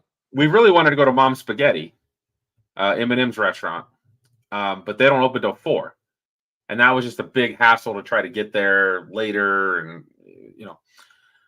day one there was 275,000 people in this little area of downtown Detroit. Those overhead pictures looked intense. Yeah, I was getting claustrophobia just looking. We're over on the right hand side, 20 rows back. Yeah, I know exactly where you were, and we are in stuck. it. Yeah, you were there. You weren't not. So I think we got lined. I think we got in there 3:00. And we stood there. I drank the rest of my beer, was out of beer, had a bottle of water in a bag. I was like, I'm not going to drink water because I don't want to have to pee. Right before Big Sean comes on, I look behind and I'm like, I got to pee.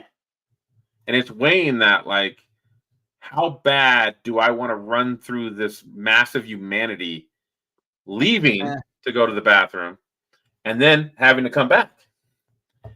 So I make that judgment decision of, if I don't do this now, I'm going to be in a lot of pain.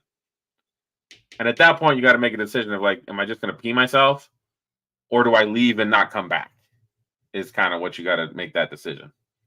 So I leave. In case you're wondering, Gorgiev, another easy glove side goal just allowed. They were on the power play. That was pathetic. But not a surprise. All right, so giant crowd, fighting your way through it, but epic Thursday night.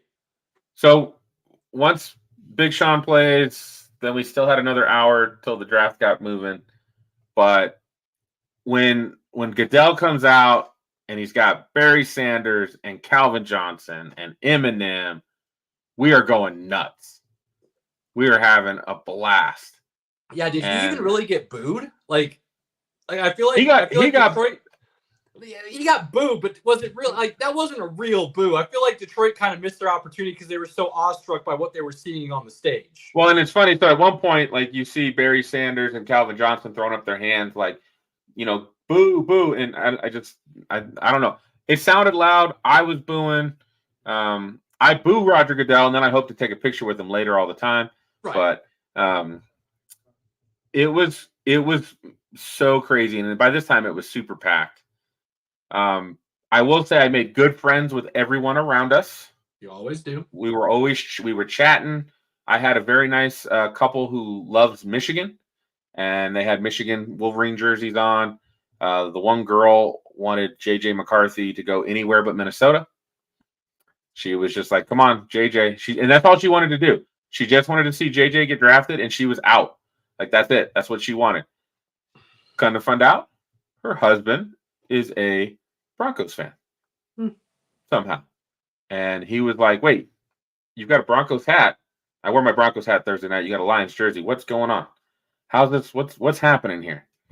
And that happened a lot Thursday. I did share my story. Yeah, a lot. But that was done on purpose, right? So that you could share the story. That was part of the appeal of what you guys did, which was just absolutely brilliant. And Pinky, why don't we cruise through the next couple of days so that we can actually get to the draft itself? But before you do that, I did want you to share the Jace story, because I think it's incredible what you guys did, and I think it's a really cool tribute.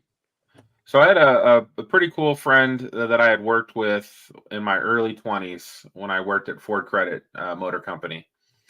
This guy, Gary Cooper, really nice guy. We'd hang out. I had my first child, Aaron. He had his first child, Avery. We'd get together with the kids in the car seats and hang out. And as life went along and we went separate ways in our careers, kind of lost track. Facebook hadn't connected us all yet. But when my son's a freshman at Pine Creek, I go to a football practice and I'm like, "Hey, Gary, what are you doing here?" And he's like, "I'm here for football. My stepson, Jace, is playing football." And I was like, "Caleb's playing football." He was like, "Little Caleb?" And I was like, "Yeah." I was like, "He's not so little anymore, but yeah, he's playing football."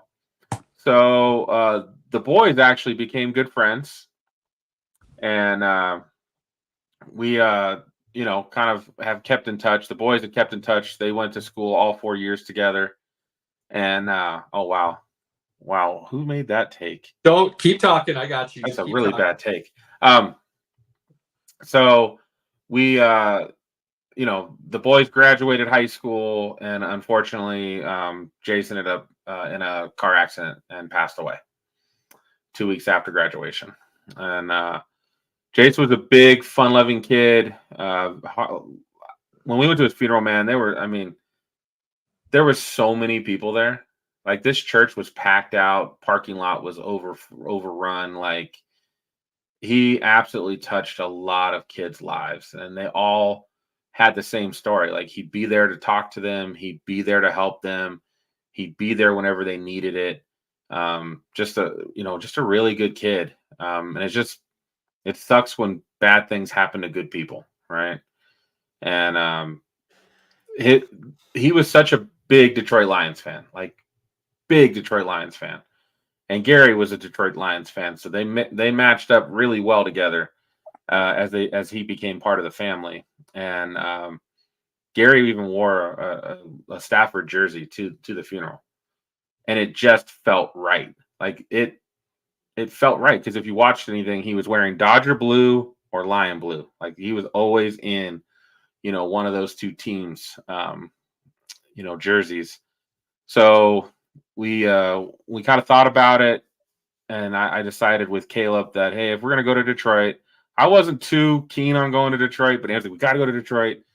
Detroit's Andy's second favorite team. So we're like, okay, we'll go up there. We said, hey, you know what? Let's get custom jerseys and Lions jerseys with Jace's name on the back. And that way we'll get to take him around Detroit and show him the places he didn't get to go, and he'd get to be a part of it. And and it kind of came with a heavy heart doing that. But I tell you, every time someone asked, I did light up being able to tell the story about, hey, here's a young man that was a devout Lions fan, loved the Lions, really good kid, and we just wanted to make sure we brought him around Detroit. So, and people asked, like, they would see Jace on the back. I don't know what Jace 99. Wait, yours says Jace 58. Yours says Jace 9. What is this? What's going on? And so we were able to share the story with a lot of Lions faithful, and they thought that was like the coolest thing. And it was. It's. So. I don't even want to talk about the rest of your weekend because I feel like that's where we need to leave that. And that's up to you. If you want to keep going, go right ahead. Well, I'll just say great time. But that, Pinky, I'm just going to say it again, and I'll keep telling you. I think that was one of the coolest ways that you could have paid tribute to somebody that I've heard of ever. And the fact that you, Andy, and Junior were able to not only get the jerseys and not only take him with you to Detroit and take him to the draft, but get the fandom from that team to then perk their ears up and their eyes open a little bit and go, hang on, what's this? And then you get to share that story with everybody. It's epic, my guy. Absolutely epic. And cheers to you. Cheers to you guys, because that's one of the coolest things I've heard. Thank you, my friend. So I've got to say just a couple things, and then I do want to talk about the picks. And I'll when we talk more in depth about what happened, I'll bring up the reactions at the draft. But one of the things while we were waiting for the draft to start, they had like trivia stuff come up on the video boards, all the stuff. But then they started showing the new team's uniforms. Jets, Texans. We got shit on so hard for our uniforms. It was not even funny. And I was like, yeah, guys, I don't like them either. Like, it was pretty funny. So any Broncos fan that likes those jerseys, that deep down says those are really good jerseys or they're improvements, I can tell you the rest of the fans out there thought they're dog shit. They're bad, but they're better than what they were, and that's the problem. Like, as a Broncos fan, I think any Broncos fan that says they like them, I think they're literally comparing trash, which is what the old ones basically were, and saying, well, this is a little better. I could get behind. And again, I just hate the shoulders. I don't hate like the fact that there's somebody out on the there shoulders who designed these and thought this was going to go over well. Like, you have zero eye for anything. They designed them, and then somebody signed off on them. I know. I know. Yeah. And with that being said, the Lions black alternate jersey. Which one did you want? Did you want Laporta? Who you want? Sun God, or you want Hutchinson? Hutchinson or Sun God will probably. They've already got them. Don't go current. My website's already got them. They're dope. What do you mean? Don't go current. Hutch is dope, bro. Well, I'm a bad person to ask about jerseys. I refuse to wear a jersey for anybody that's currently playing. That's not bad. I've got a curse. The likelihood of them staying on the team in today's modern era of sports is slim to none. So you retire with the team, or you retire, period, then I'll look at getting your jersey of that team. But I walk in any jerseys of any players who are active. So that was one thing I wanted to comment on. VIP Saturday was pretty dope, fellas. Still hits. We had last year 3 times. Cleveland. 4. Cleveland. Oh, you were at Tennessee last year, right? Nashville? So Cleveland, Vegas, KC. Tennessee. Okay. Yep. We didn't go to Tennessee. Thought you were. Oh, that was just a separate trip when you guys went to Nashville. We went to Nashville to see a game. That's what that was. Okay. So yeah, we haven't actually gone to the draft. If they had it back in Nashville, I don't know if I would go. That Nashville one, I talked to people that went to that one. That was asses and elbows everywhere you went. Like everywhere you went. I don't know how. I don't know. The Detroit one was a little much. It was a little much. Like, we literally stayed down there until the Broncos picked, and then Junior was like, I gotta pee. And I was like, if we leave, we're not coming back. And he was like, that's cool. We can just hang out in the back. I was like, yeah, unfortunately, I feel like that's going to be what it is going forward now. This has become the event that the NFL wanted. So, and that's where KC, the setup they had in KC was pretty awesome. In that giant open park, basically, right? Well, you had the area by the stage was down by this fountain, and the fountain had a street on both sides of it. And you were kind of lined up in that street, but you could literally go left or right and go to the bathroom and still get back into your spot. I mean, say what you want, but the beauty of being a man in those situations is such that you don't necessarily have to find a particular area to take care of things. Yeah, that's true. So, but VIP was great. We had really good seats. We were right on the aisle. I almost was able to get a trivia question from Scott Hansen again, but the kid next to me stole it. That's the second time he stole the question from me. It's a Jaguars fan. He's answered questions. He's gone 4 straight years. We talked about it. He has stole questions from me twice, and he's answered 3 questions. He's won autographed helmets 3 times. How is he? What, are you just not loud enough, or what? So I'm standing like right there next to him. I'm cheering. I'm trying to get Scott's attention, and he just kind of picks on him. And it's the same question. 2 of the 3 years, it's been the same question. What team has not had the number 1 pick in the draft? And there's 3 of them. Seattle. And I was pointing to Scott too. I was like, Scott. Seattle, Denver, and Seattle, Denver, and I'm drawing a blank on the last one now. I know this. They've relocated. The Texans. San Diego. They started in one city, they relocated, and then they came back. Cleveland's never had. Baltimore. Cleveland's had probably the most number 1. Baltimore didn't relocate. The Baltimore Colts became the okay, Indianapolis Colts. I see what you're saying. Okay. The Cleveland Browns became the Baltimore Ravens. I see what you're saying. I thought you meant as a franchise staying the same. Never mind. Okay. So those 3. So he got the question right, and then Scott was going to ask the question again because he only asked for 1 team. He was going to ask it again, and the kid answered the next 2. Oh, the Avs scored again.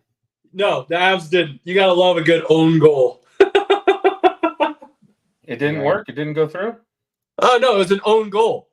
Avs were centering the pass, and the Winnipeg Jets player just came cruising down the middle of the ice and kicked it right into the net. Oh, good. With his stick. So, I got pictured with Scott Hansen. I got pictured with Colleen Wolfe. Did he remember you? Did he recognize you? That's what I wanted to know. I'm going to hit him up on Twitter. I'm going to send him a picture of us on Twitter and be like, hey, man, good to see you again. I got a picture with Colleen Wolfe. I told her go Birds because she's an Eagles fan. She loved that. She was like, she's on NFL Network. She does a lot of stuff on NFL Network. And she's a big Eagles fan. So I was like, go Birds. And she was like, oh, you're my dude. Oh, it was cool. She was cool. I tried to get drunk. I drank 16 beverages. Those beverages would cost about 15 to 16 a piece. So I was trying to drink my money's worth. And it did not happen, boys. I really tried, though. Altitude to sea level is a real thing, my guy. I really tried. I wasn't even sea level is a real thing. I wasn't even stumbling this time. So I know in KC coming out of the private bathroom, it's like in a trailer, so you have to go up 3 steps. I kind of start to notice if I'm wobbling a little bit up and down the steps. No wobble. I was straight confident. No wobble. So love it. Love it. Hey, before we continue, I just realized earlier, J-Rod asked where you were. J-Rod, if you're still listening, I totally forgot. My responses that I'm sending to you guys don't go to Twitter. So I can see what you say. You don't see what I write back. So Pinky left because plumber had to show up. Pinky's having some issues with a water heater not working properly. Ghost of Adam Gase. My response to you was very short and sweet. That is the most delusional take we have heard in a very long time. There is zero chance Adam Gase should get another chance anywhere in the NFL. Anywhere in the NFL. That's just a troll job, bro. I think that's a troll on his picture, so I think that matches. Oh, it's definitely a troll. I'm still going to... Dude, I don't sit here and allow dumb shit to be said as truth. Like, that doesn't exist in my world. So regardless if it's troll or not... Caleb's like, it's my way or nothing. Dude, I'm still calling out the troll for the troll. Like, no, we're not doing those games. No different than, you know, that dumbass who commented on our page about football is stupid. Don't comment. Like, I'm not going to delete it. I could. I'm not going to delete it. I'm just going to tell you you're a dumbass for commenting something that has nothing to do with the conversation. So I'm going to tell you guys, I would say if I had to rank the drafts I've been to, Vegas, KC, Cleveland, Detroit. Ooh. And Cleveland is for two things. One, we got to go in the stadium. Two, it's down on the waterfront. Three, it was we were still kind of in the COVID time. Very limited VIP. It was like a very limited area, and it was with my son for the first time. So that holds like a special place in my heart. But we talk about just how everything was done. The KC draft is like where they had it, how they set it up was the best. Damn shame the franchise can put money into the draft. They can't put money into their own facilities. Right. So, let's talk some draft talk, boys. I think our mock wasn't too bad at the end of the day. No, the mock was actually fairly solid. Not identical, but fairly solid. Every time I was on pick, I was like, I think we had a guy like that going there. Yeah, dude. Like our first, Cody and I were going back and forth, and it was like the first 6 or 7 picks were like identical or something like that. Minus I think Cody took JJ instead of Drake May or something like that. But we all talked about how JJ is most likely going to end up in Minnesota. Like we nailed like those first 7 or 8, I think, and then I think you had Falcons with Turner. I think you had with the only defensive player going in the first 14 or 15 picks. And even that we kind of went back and forth on of how they could easily go offensive and add weapons for Kirk Cousins and things of that nature. So we even said, and we preached this for the last month and a half, that this should be a very heavy offensive, and we'd be very surprised if a defensive player went in the first 15. So amazingly enough, we kind of nailed this first round. So let me ask, Robert, what stood out to you? What do you want to talk about? Man, honestly, I am very concerned about the Falcons' trajectory and some of the decision makings they made. There's a lot to unpack here. There really is. To unpack here. I will say so. I'm very uneasy about it. I had a Falcons fan standing right next to me, and he's not just a Falcons fan.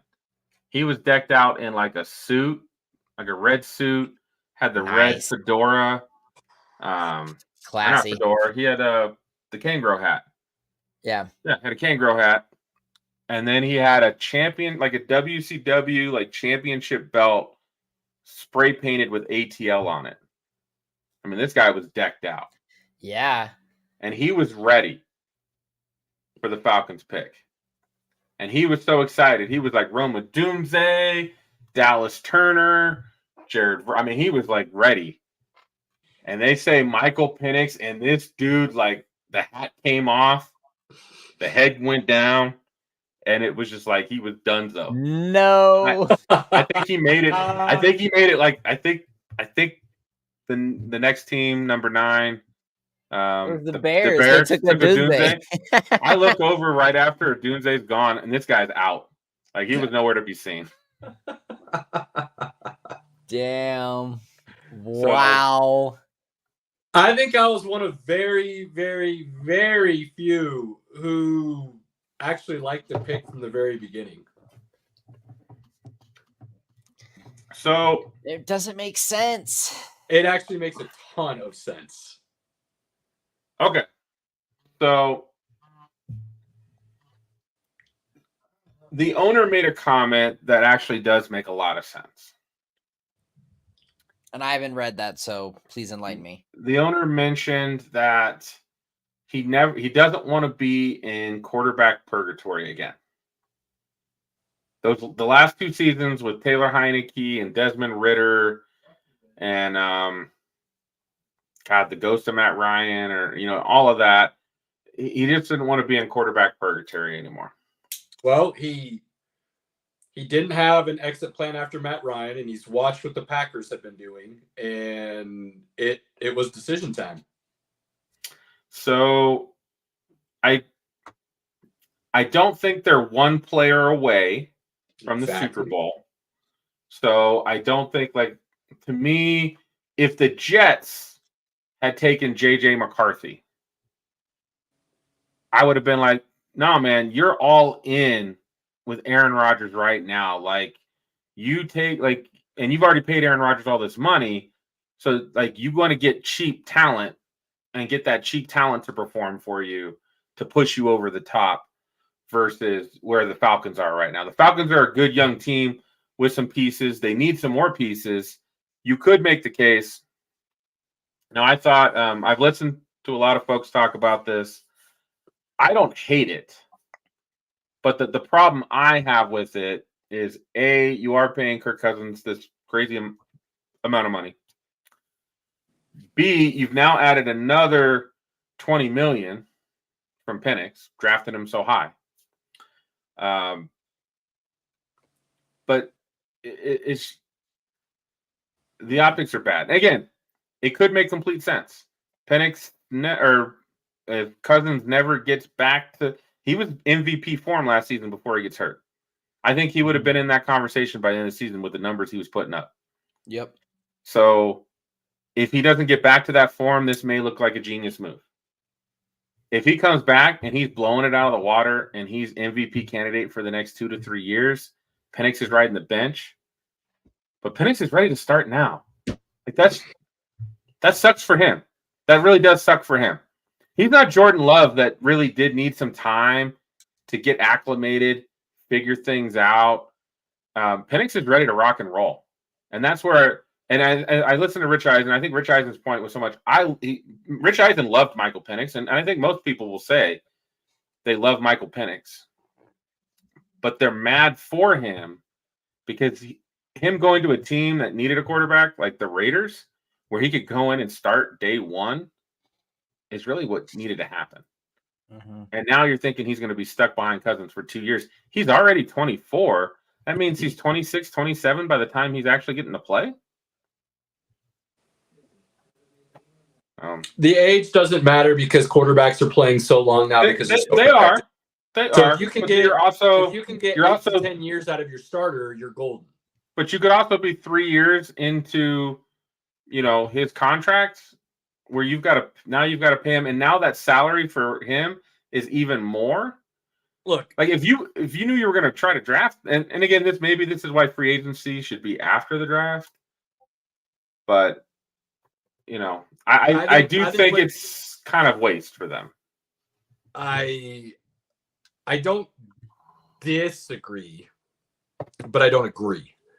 I'm not giving them an F on their draft grade because I know you're not. No. It wasn't a bad pick, but overall, it definitely brilliant move. This was a brilliant move by Atlanta. I think people are forgetting a couple things. One, they already have weapons on offense that weren't being used. They have legit weapons. London, Pitts, Bijan, they brought in Mooney. They have weapons that the ball can be thrown to. Now, hang on. Make the case. Hang on. They have weapons. They have a solid offensive line. Their defense isn't great, but it's not bad. This is the kicker that, for whatever reason, nobody seems to want to discuss. Kirk Cousins is 35, coming off a torn Achilles.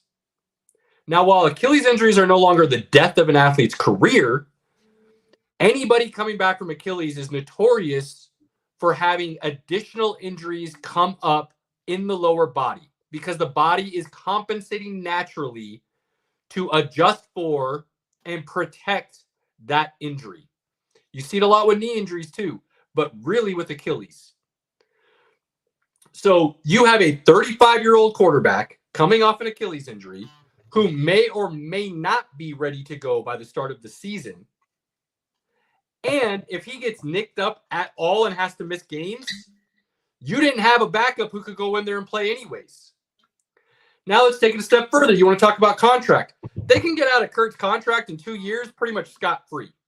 They'll have to pay a little bit, but I think it'd be a $12 million dead cap hit or something like that after 2 years. That's nothing in the NFL, especially with the way the salary cap's going up. That would be nothing. So if he sits, Penix is only sitting 2 years. I will guarantee that now. He is not sitting past that. They will cut Kurt after that, and they will move forward with Penix. The final point I will make is the simple fact that I've never believed in the idea that if you have two quarterbacks, you have none. The only reason somebody said that is because they don't have a quarterback. And so they kept trying to add something to get something of trash and no value. By all accounts, from my perspective, Penix was as talented as any other quarterback in this draft when it comes to throwing the ball. Now, you want to talk about athleticism and things of that nature? Okay, fine. Maybe some of those athletic intangibles he doesn't have the same as maybe a May or a Williams. But I don't think anybody throws the ball in this draft better than Penix. He's a little bit older, so he's got the maturity. He has come through adversity and knows what it takes to go through the dark and come out the light. That dude had 4 years of college football taken away from him because of major injuries. Went to Washington, nobody believed in him, played 2 years injury-free, and lit the world on fire. So now, if Cousins does go down, their season isn't over. By all accounts, they can, for the most part, pick up where Cousins left off and keep going. So not only do you have your future, but you have your current, and you already have weapons.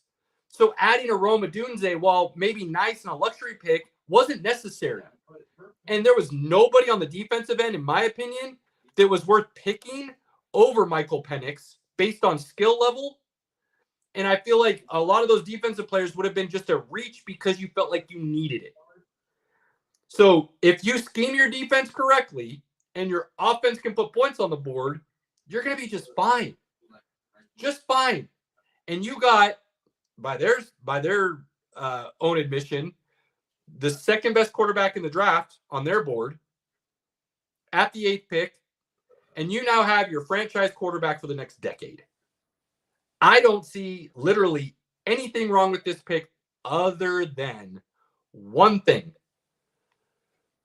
It is a selfish move for the franchise, and it could be seen by players within that locker room as a kick in the nuts. But as a overall team perspective and what it does for them current and long term, I actually really like the pick. That locker room's going to be split for sure. There's going to be Kirk guys and there's going to be Penix guys. Oh, and I don't know. I don't believe that at all. I don't believe that at all, Pinky. No, I don't. That's not what I thought when you said split. When you said split, I thought you meant split as in ownership screwed us or we're good to ride and trust it. I don't think there's going to be a quarterback split controversy at all. That team will be behind Kirk. And if they need to get behind Penix, they will. But I think it's very clear that it's Kirk's team right now. And I don't, unless he plays really bad, nobody on that team is going to be mad that he's the starter right now. But also, and again, this is like you said it. I think you did it. You said it well. Selfish. Mm-hmm. The first time Kirk Cousins throws a pick, the crowd is going to be all over. We want Penix. I don't see that. That always happens. Always. Yeah, but that's because. And this is a guy. And again, this comes back to if this was a Jordan Love, if this is somebody who is seen truly as a developmental player, lots of skills, a lot of things that you can mold, but not ready yet, I think you could do that. And nobody's going to be yelling for him to get on the field. But This if you isn't have a a guy Alex that's Smith, ready, yeah, but this isn't an Alex Smith, Colin Kaepernick situation.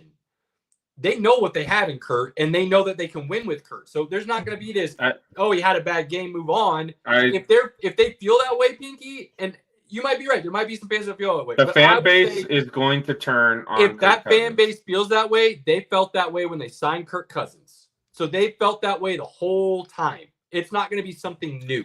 I know, but Kirk because Cousins there's so many Kirk Cousins haters out there already. I think Kirk Cousins gave them hope because they had Desmond Ridder. They had nothing.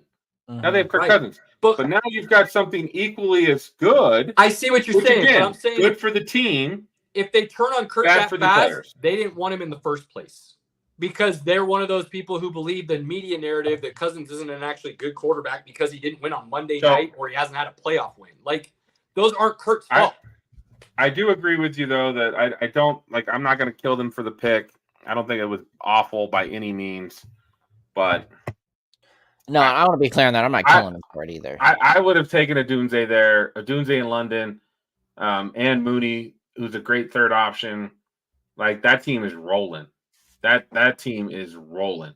So there's only so many balls that can be thrown in a given game, and you can't.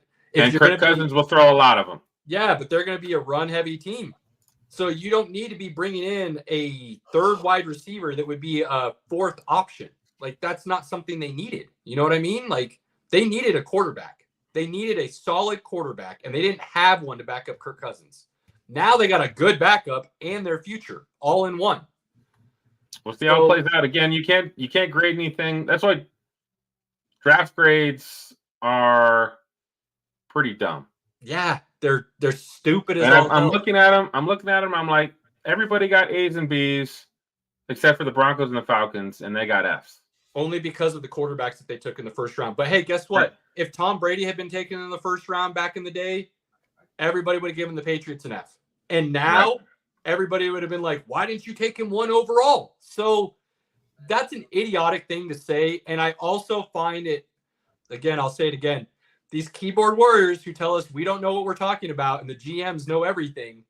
Like, dude, if you know anything about a game and you have 2 eyes and you're able to do some deductive reasoning on your own, you can come up with fairly similar evaluations to what these GMs are doing. So for somebody to sit here and have a draft grade on Bo Nix or Michael Penix and be not, first of all, first round, because any quarterback that has talent should be a first round grade, period, in today's modern NFL. Period, end of story. Secondly, look at what they did in college football last year. This is not a Spencer Rattler, okay, who didn't quite play as well as he could have, has a lot of issues. These were 2 dudes competing for possible national championships and leading their team doing it. So then on top of that, you put in the fact that the teams needed a quarterback. To say that these guys you're giving an F grade to because they reached on the quarterback it's just a silly thing to do. Robert, did you see I saw somebody posted out there of going back and they like reposted different quarterback grades, and like Patrick Mahomes, they gave the Chiefs a C grade that draft because of Patrick Mahomes. Mm-hmm. Yep. And all he's done is won 3 Super Bowls. So like, what do these guys know? How can you give exactly you want to give the Falcons an F?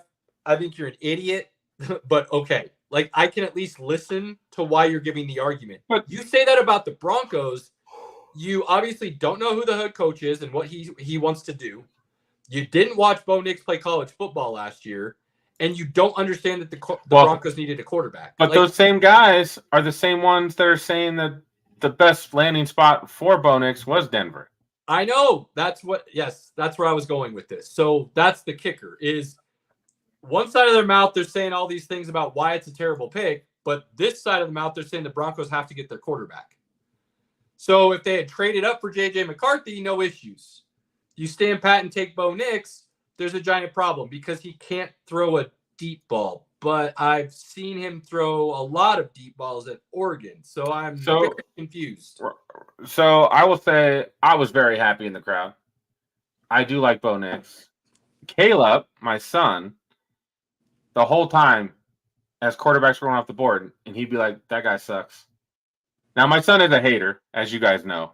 Mm-hmm. He is a He's a big hater. He is a big hater.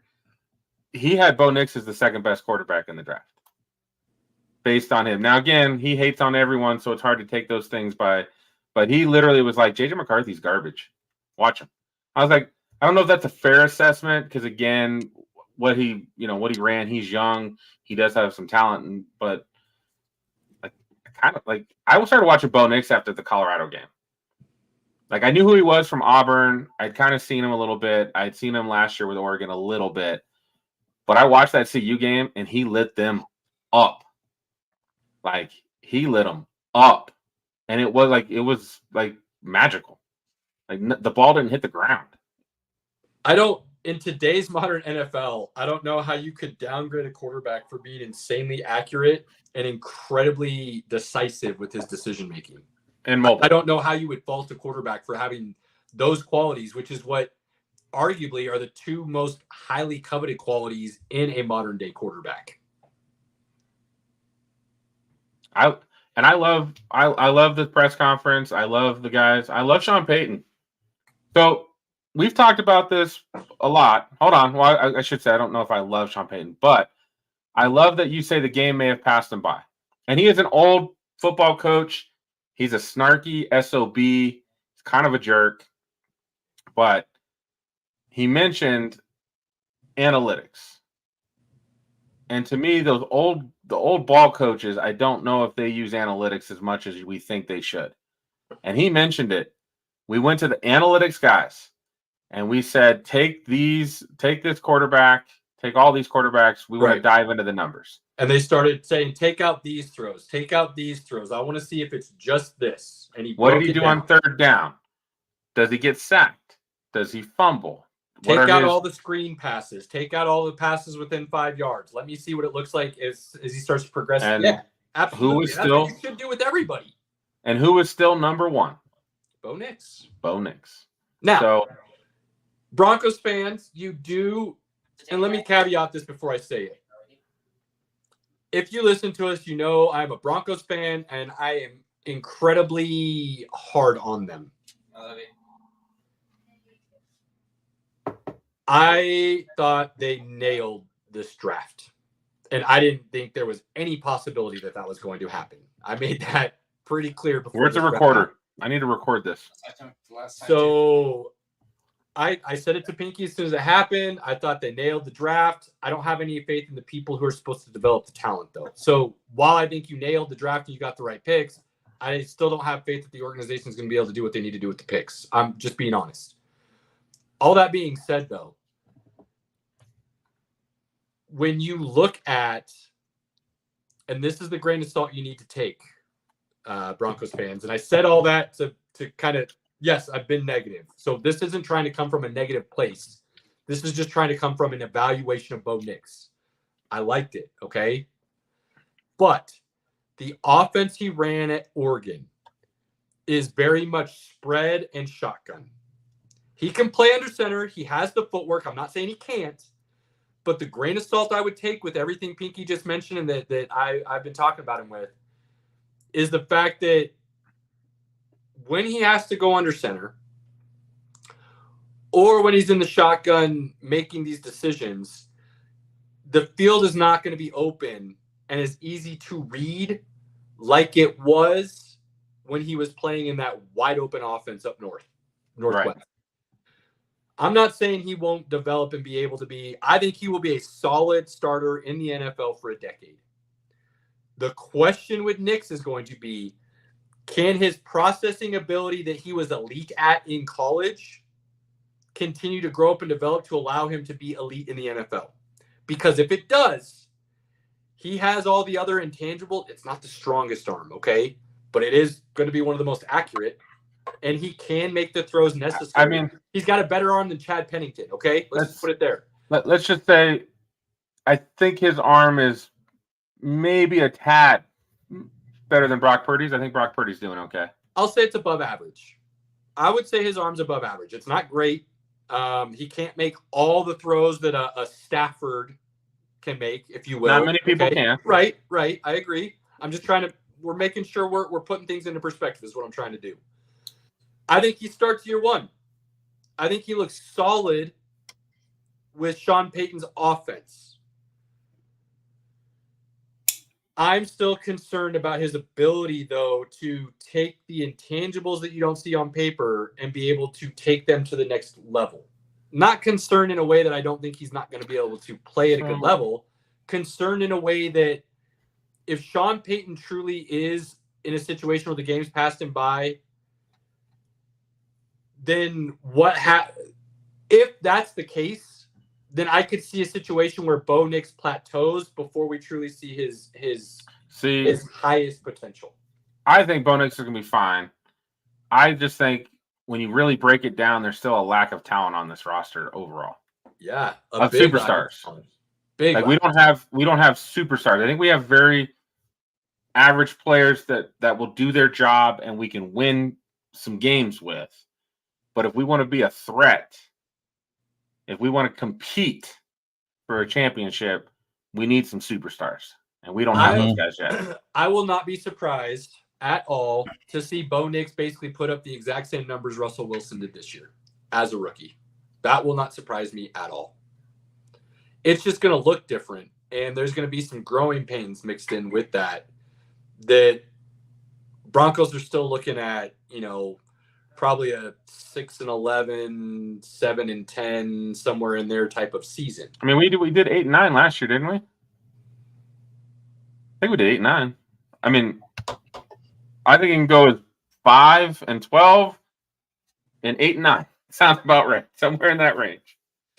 So, let's see what happens. I love the addition of Troy Franklin and matching them back up on the NFL level. I loved that move. So loved it. Broncos overall killed the draft. Falcons, I actually really loved Michael Penix, and I was baffled by everything they did after Michael Penix. So I think they failed the draft, and it's not because of the Michael Penix pick. It's because of everything they chose to do after the Michael Penix pick. I think a sneaky team that nobody's talking about that I feel like actually did really well in the draft, because you hear the Steelers, you hear the Bears, you hear other teams like that being talked about regularly. The team I think that actually did really well in this draft and is going to be sneaky competitive again next year, surprisingly, if their quarterback can stay healthy, is the Arizona Cardinals.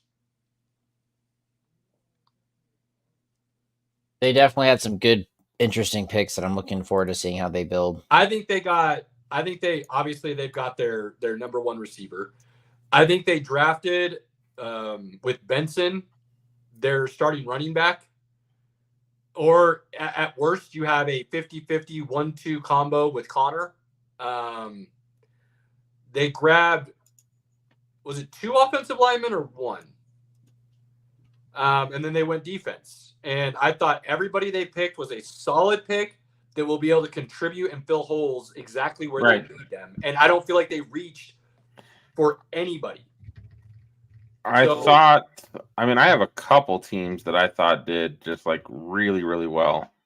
And I will say real quick before you get into yours, and we'll dissect it too, Pinky. I think the other team that absolutely failed the draft, and it's not even close, and again, we could all be wrong because all these picks could hit and they could be starters for them for the next decade and we'd all look like fools. But I think the New York Giants had their heads up their asses and literally had no idea what they were trying to accomplish because their draft was bad. Now, you could make the case, and this is again why I think the Broncos draft is good, because the rosters are so bad, any player you draft helps your roster because you're getting players. I didn't think it was awful, but I'm not going to kill him for it, but I'm not killing anybody. I just think that, and again, this is my own, right? These are both my own evaluations. Unless you feel confident about that O-line somehow out of nowhere, taking Malik Neighbors when you have a questionable quarterback and no offensive line literally does you no good. Like, that's a wasted pick. I know, but they've drafted O linemen for the last like 3 or 4 years. Yeah, and it they missed hasn't on all of panned them out. because their talent evaluation is terrible, which again goes back to why I feel like what they did in this draft was also really bad. You look at, and Pinky and I have been saying this for years. If you listen to us, you know we feel the exact same way Jim Harbaugh does. Offensive linemen are weapons. And if you don't believe it, then you don't understand what you're doing. If your quarterback doesn't have time to throw the ball, it doesn't matter who you have out there. Completely. And not only that, the Giants quarterback is unfortunately injury prone. I still think we don't know what Daniel Jones is for 2 reasons. One, they've never given him any true weapons to assist him other than Saquon Barkley. But again, if you don't have an offensive line, you have no run game, and then trying to throw the ball becomes even harder. And 2, injuries. Daniel Jones, and anybody that wants to deny this is just hating, plain and simple. Daniel Jones has shown flashes of being capable of playing some really amazing football. And he just needs the help. Pinky, he absolutely has. He absolutely has. He's straddling that Andy Dalton line real hard, my friend. That's fine, but you want to say that, that's fine. But I don't ever remember Andy Dalton showing me flashes of like, oh, damn, that dude could do something special. I have seen that from Daniel Jones. I haven't seen it. I haven't seen it. You haven't watched it. I just said that. You do. He had a 65-yard run that was the fastest person in the NFL that year. Those are explosive plays. Normal quarterbacks, your average quarterback cannot do those things. So I'm not saying these flashes have been a lot or consistently. But we had Sam Darnold go for 70 yards, and I still don't think he's that great. Like, come on. Sam Darnold, again, never given an opportunity to. And he won't be given one this year either. I bet you he does. I will be surprised if J.J. McCarthy starts. I will be surprised. J.J. McCarthy starts halfway through the season. I don't think so, and only because I think Sam Darnold's going to play really well and earn himself a potential starting spot next year. I think the same thing's going to happen that usually happens.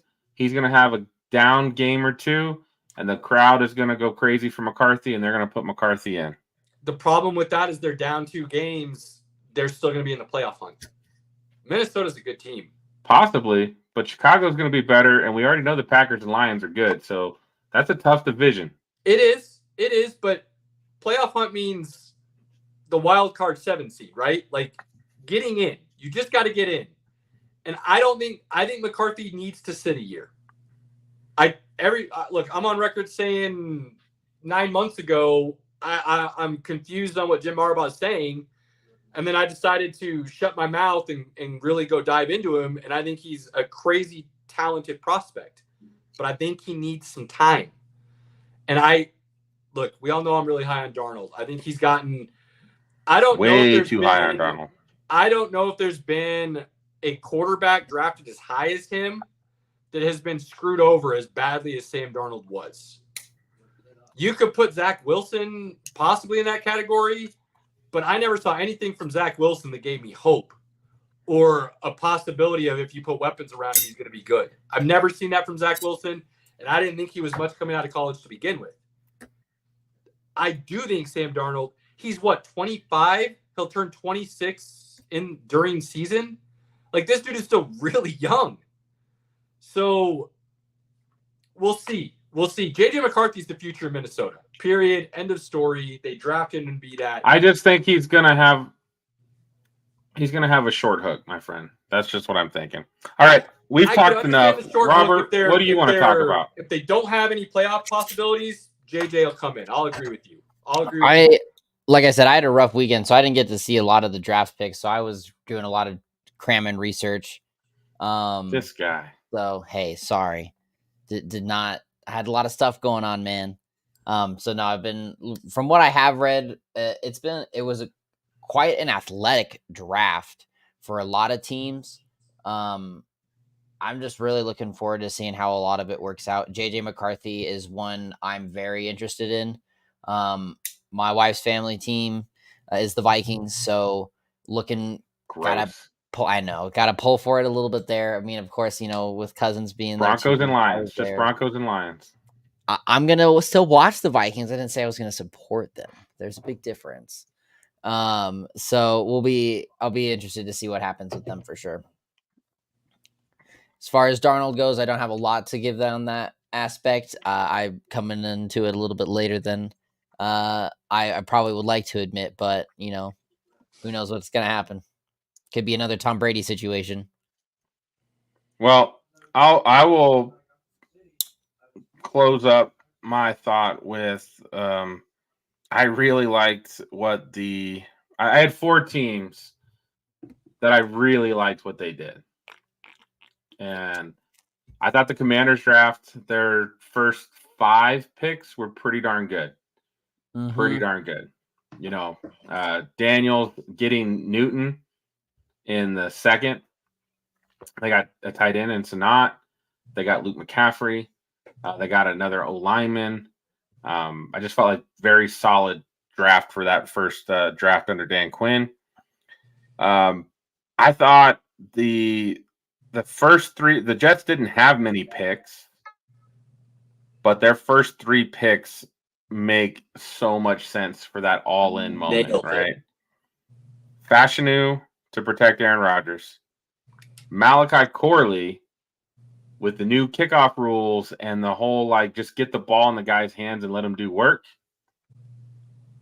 And then, hey, we've got Breece Hall that we're going to just run down your throat with. Once he's a little tired, we're going to put, baby Derrick Henry, Braylon Allen, and run him down your throat. Yeah. Right? Yeah. I love that. I did enjoy, and again, another really solid draft from the Steelers. They drafted 3 nasty offensive linemen. 3 of them. They went, hey, we had a problem last year. You know what we're going to do about it? Fix it.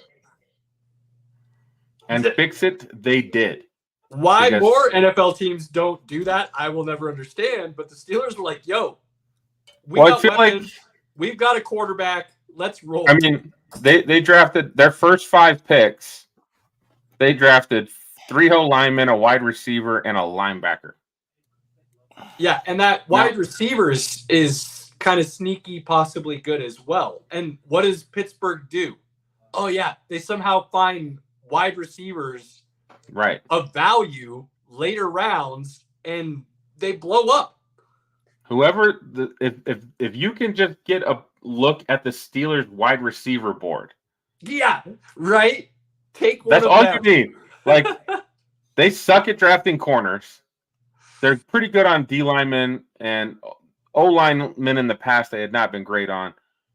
But wide receivers, those guys can draft wide receivers. And let's be honest, there is, and I don't believe this, and I wouldn't even necessarily make an argument for it, but I could see where someone could say Roman is actually the best wide receiver in this class, and it'd be hard to argue against it only because he played at Michigan, where they didn't really throw the ball. So you don't really know how truly talented he is. Where would have he been ranked in this draft if he was at Oregon, if he was at Washington, if he was at Alabama or Ohio State, where they're slinging the rock all over the place, and he's able to put up numbers? Where would have his draft stock been in that situation? So I'm not saying he's the best one. I'm just saying where they got him is only because of where he played, not because of his talent level. You're not even listening to the point, dude. No, when you said it, I was already shutting you off at that point once you made that comment. That comment doesn't make it doesn't go for me. But he's talented, I will give you that. And I like the pick. I've almost made him speechless. I love it. And then I had the Eagles as my last one. I really like pretty much. I don't really know Aeneas Smith, who they drafted in the 5th round, but everybody else, I thought they got Quinion Mitchell and Cooper DeJean. Jalix Hunt was one of the guys who's a developmental pass rusher, but he could be really, really awesome. They got Will Shipley, another running back, and then Jeremiah Trotter Jr. That just seems like that's perfect. His dad played for the Eagles. Now he's playing for the Eagles. So you just can't beat that. Hate it. All right, I'm done. Caleb, your final thoughts? See what happens when the season rolls around. There you He's go. so angry. He's so angry. Don't leave us with that. You're better than that, Caleb. Come on. Oh, I'm good. You're Give better your than that. final thoughts. This was a fun draft. I think a lot of teams did well. I don't think a lot of teams did really shitty. I think I would agree with you that after the Penix pick, some of what Atlanta did was maybe questionable. But I will say I was very intrigued. I did see a couple folks talk about how most of the quarterbacks, except for 2, went to defensive head coaches and organizations that don't really know how to help quarterbacks. That is an interesting storyline that I had not thought of it that way. Yeah, Jaden Daniels, Dan Quinn's a defensive coach. You've got Michael Penix. Raheem Morris is a defensive coach. You've got Drake May. Jared Mayo is a defensive coach. You've got Caleb Williams. Eberflus is a defensive coach. So these guys are going to have to overcome. And unfortunately, I don't know if any of these guys have offensive coordinators that may be like on the cusp of a head coaching job. I don't think any of them are. So they might get lucky and keep the same OC for a year or two. But Colin Cowherd's actually been really big on that. I think you've mentioned it too, Caleb. Like the problem with having a defensive coach is you always have to hire an offensive coach. And if the offensive coordinator is really good, he gets a head coaching job. Yep. So you don't get your quarterback to stay in the same system. Peyton Manning even mentioned it when he was giving Zach Wilson props of Zach Wilson might have something. He's never had an OC for the same year and 2 years in a row. Peyton Manning was like, I had the same OC for the first 13 years of my career. I will say, and you'll probably tune me off on this too, but Cliff Kingsbury gets Jaden Daniels to ball out this year, he'll get some interviews.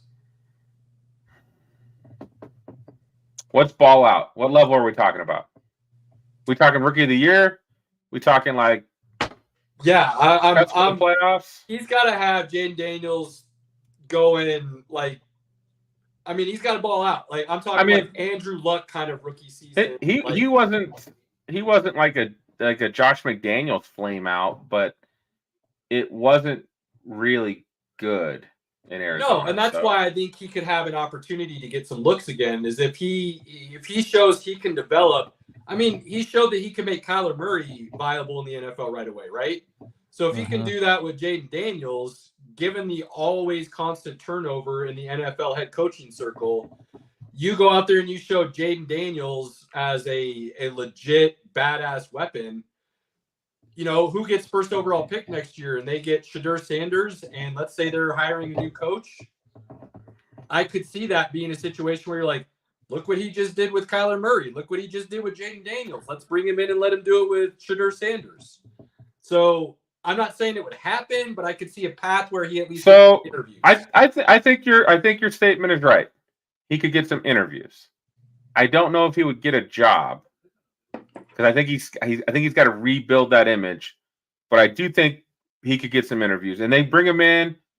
Tell us your vision. Tell us what went wrong in Arizona. What can you do different now? Sure, I can see that happen. See, I don't always disagree with you.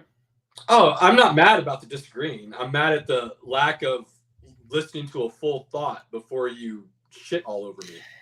I mean, I have been drinking. Okay? Not an excuse, my guy. You're better than that. The moose is loose, baby. So, Robert, where are you at, my guy? Looking forward to it, like I mentioned, with the big things that are coming up. the fantasy season things, kind of seeing how all of it's working out. I'm very excited. It's a very athletic draft, looking to see where people build, what kind of happens in the training camps and things now, and where everybody develops. For sure. Go Lions. Go Lions, man. I'm pulling them. I'm pulling for them. And Pinky, I'm getting a black jersey like as soon as possible when I get back. So I've already got the order started. Just need to know what size and which one you want. alrighty. Hutchinson and probably a small because I'm a small guy. That's probably an understatement. It very much is. Pinky. I was trying to diligently put that together. You say I want the jersey of the dude who's an absolute monster, and then you do the exact. Little people can have big dreams, Caleb. Dude, they absolutely can. I just wasn't don't ready for the squash way him you like said that, it. okay? I wasn't ready for the way you said it. You gotta live vicariously, man. Gotta live vicariously through the jersey, okay? Right. Little people, big spirit. Oh goodness. That was great. We will be going NBA heavy next week. We'll always talk NFL because it's year round and there's always something to discuss. I will end on this.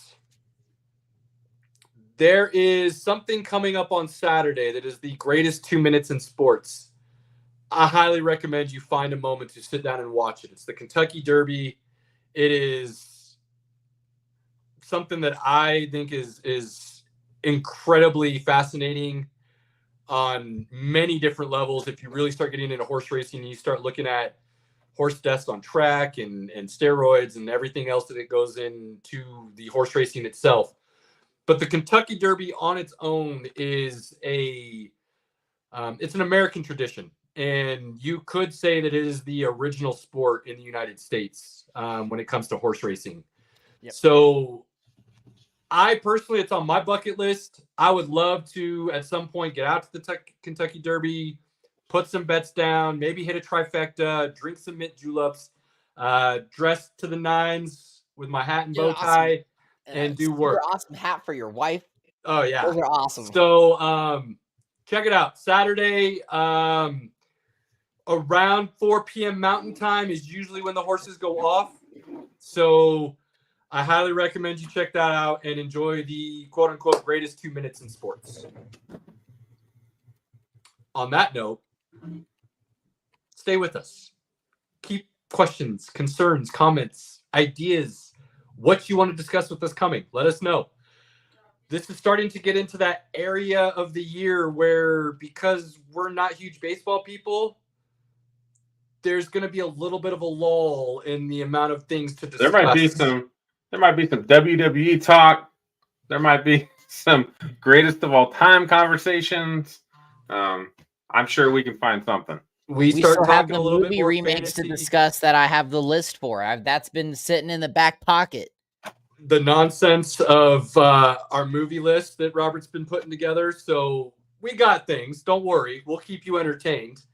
But this is the best time of the year for, if there's something you want to have as a conversation and jump in on, this is easily the time to do it. On that note, make sure you take advantage of those opportunities, those moments, those events that you have with your family, friends, inner circle, loved ones, whatever you consider to be close. Do not take them for granted. Cherish them. We appreciate all of you. We'll be back next Tuesday. We're out. Fast lane when I pass in the street, bag of money in the passenger seat. Simcoe's been asking for me on the road from the west to the east.